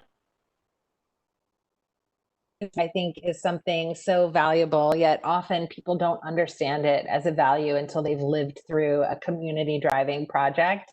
I was the head of creators at Vine, and even though the app shut down years ago, I still derive so much value from that community daily. It's a network of people who will never be broken apart, and we have this connection together. And I'm wondering some ways that you've built community and seen it drive cultural relevance. Oh, community is just as important as, like, it's part of building relationships. And so what we do with our campaigns is, as I said before, we're not just one and done. We like to bring in a group of influencers to work together. And a great example is back in June, we had our largest in-person event go virtual, and it's called Sapphire. And what we did was we brought in 14 influencers, and they had specialties in all different areas of the business. But the fun thing that we did, and we usually do this in person, but we had to be kind of creative virtually, was we would have Zoom parties. And then we'd also have emails behind the scenes to keep them informed. And the great thing that we started off was, hey, let's all introduce each other. Let's get to know each other. And for as much as I want to collaborate them and I want their audiences to hear about SAP and whatnot, it was really cool to see the community, the network that started to form. And so, for example, we had some influencers that all know everything about supply chain and an influencer that knows about CX. Well, they went off and they did their own webinar together because of meeting through us, right? Because they realized, oh my gosh, we have a lot in common. And so I see that, quite often. And I really enjoy that because, as I said before, it's not only us bringing together this group to talk about, build awareness about SAP, but it's also it's a cool network of just innovators and experts, and they can learn from each other. Absolutely. And so then when you become sort of the host of that community and you're the one responsible for connecting all of these people, you'll always have a role in that community as well, even if it travels beyond you. There's still that Absolutely. value. Absolutely. And I love that. I love being part of that. It's magic. Same. Okay, I'm going to go to questions from the audience. Many brands have drastically reduced media budgets over the last few months. Can you talk about if your media plan has adjusted and if your budget has reduced, has that driven more creativity and efficiency with your strategies? Great question. I think everyone's budgets have been slashed everywhere. I mean, come on, that's reality. And yes, mine has. The interesting thing is we have gotten creative where one, I tin cup quite a bit, right? So we go to different teams and we get money. But the other thing, I look internally at my team, and my team has decided to get creative. So we have people on the team that are like stepping up going, I can do the video editing for this. I can do the podcast for this. And I don't mean to take away from external vendors and agencies because they do an amazing job. But, sometimes for some of these campaigns that are not as complicated, you know what? We can do it internally. And so that's where we get creative is we all have put in a ton of extra time. And right now, to have a job is a privilege. And so I'm going to give it 150%, and my team does too. And there's kind of passion behind that. So I hope that answers the question. But yeah, budgets have gotten slashed and you have to get creative. Yeah, the scrappy got to scrap even harder. Yeah, exactly. Okay, here's another one. You mentioned tools that use the resourcefulness of your team. What's the best thing that a partner can do to help you provide value and make your life easier? Love that question. If anybody ever says to you, how can I make your life easier? You're a friend of mine. Well, no, exactly. And when I hear that, I said, who is it? Come talk to me, send me an email. And that's the one thing, like I was someone who I always raised my hand and say, how can I help you? Right. And so if someone came to me, I would say, let's talk. And I've had actually people over the years do that. There was a colleague of mine, Ryan Sonnenberg, and he just started joining some of these live streams we had. And then we ended up collaborating on a video series project that we did together. And so how can a partner help us is contact me, because I don't have anything set in place, but the more we brainstorm, and I love to brainstorm, right? Because sometimes I'll have these brainstorms and a new idea comes out. Absolutely. Contact me, whoever that was, if you're, somehow related to SAP or maybe you have an idea. Okay, Greg Wasserman, you heard that. That was an invitation. One of the people that we were talking about when we spoke earlier about cultural impact was Michael Jordan, right? You referred to him as one of the first major influence steps with the release of The Last Dance. What were your takeaways from that documentary that we can apply into building cultural influence today?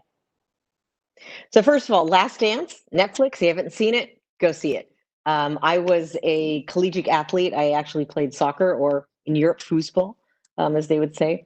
But it kind of brought back, obviously I was not on the levels of Michael Jordan, but it brought back memories from being in athletics and sports. And also I grew up with Michael Jordan, even though I'm from Silicon Valley. You know, the Warriors at the time were not good.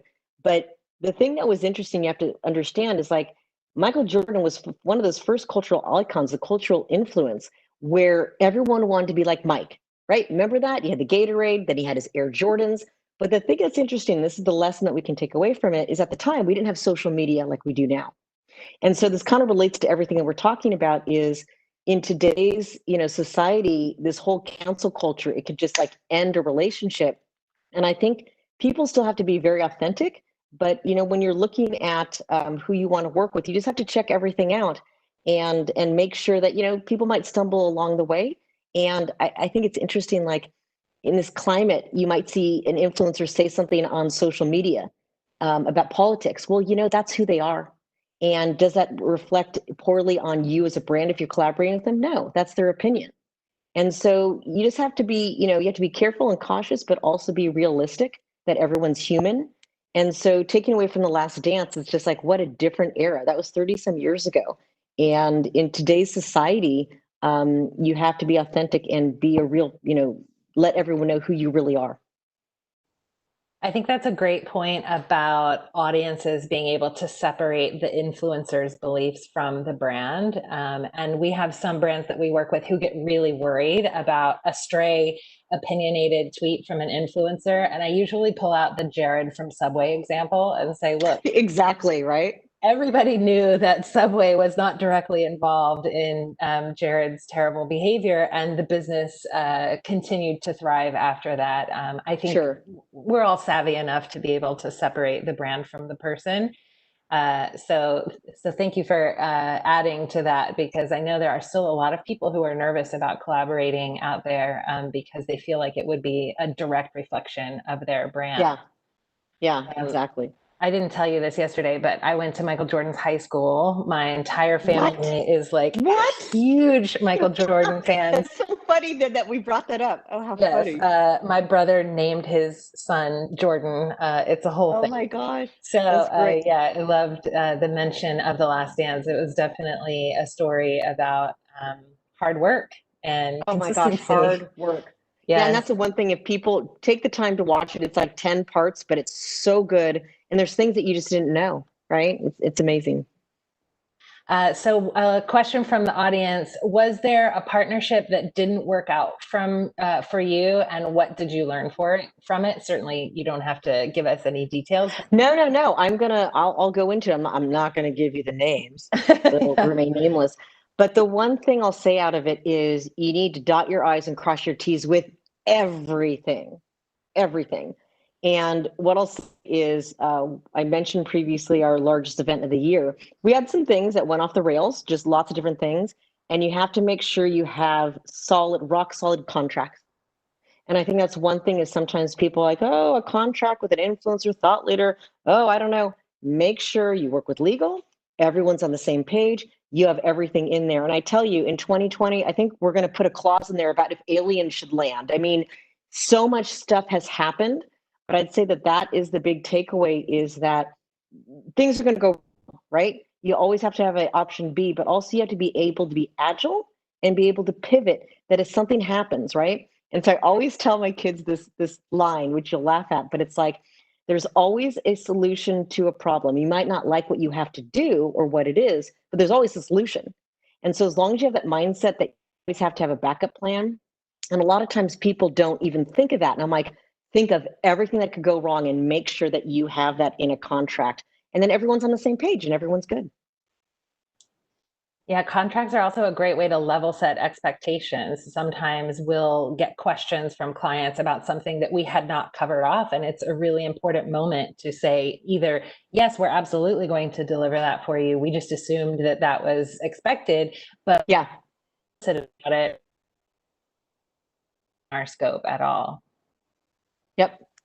Yep. All right. So storytelling and authenticity and relationship building. I love those as like the 3 takeaways. But if there is anything else that you would share with this audience today, something that you feel like they could do now that would set them up for more success in marketing or cultural relevance or influencer, whatever your advice is, let's hear it. Hit us with it. Let's say the number one thing is just hit the damn button and start. I think that's the one thing is people get hesitant. They're like, wait, we need to prove this. Oh my gosh. And it goes back to my VP, Megan Sullivan, when I was in the small, mid-sized enterprise business, is that she was like, innovate, go try something. And it's okay to fail. And I think a lot of people in this industry are like so afraid to fail. And I'm not saying go out there and be like, we've got a budget of $1 million, let's go fail. No, no, no, no. Start off small, do your research, figure it out, but just do something. That's the number one thing. And I know like in the B2B space, people are so hesitant. I'm like, no, just start. You could just start a blog series. Just start with something because then you learn from it. I don't like to say there are mistakes made. There's always lessons learned so you can go to the next one and keep innovating. Thank you so much. I see Nina is here. So Ursula, I really appreciate your time today. And also over here is a fireplace that I have never lit before because I live in LA, but you've really inspired me to figure out how to build a fire over there. So thanks for that. Awesome. Thank you so much. I really enjoyed this. And Ursula, I think you left us with like such a good nugget just to sum up the day. Like there are no mistakes. You know, you have to try things and learn from them. Life is all about lessons. So hopefully that'll be everyone's main takeaway from today. Go make some mistakes that are not mistakes. They're just lessons. Awesome. So thank you so much for closing out such an amazing day on cultural marketing. And a special thank you to our speakers for such engaging and insightful conversations today. I think we all took so much out of it, you know, from Lewis. And I mean, there's too much to even go through at this point. And thank you all for being such a great audience all day. And make sure that you tune in every day for the amazing Bycast series, tweet, share on Instagram, and we will see you again.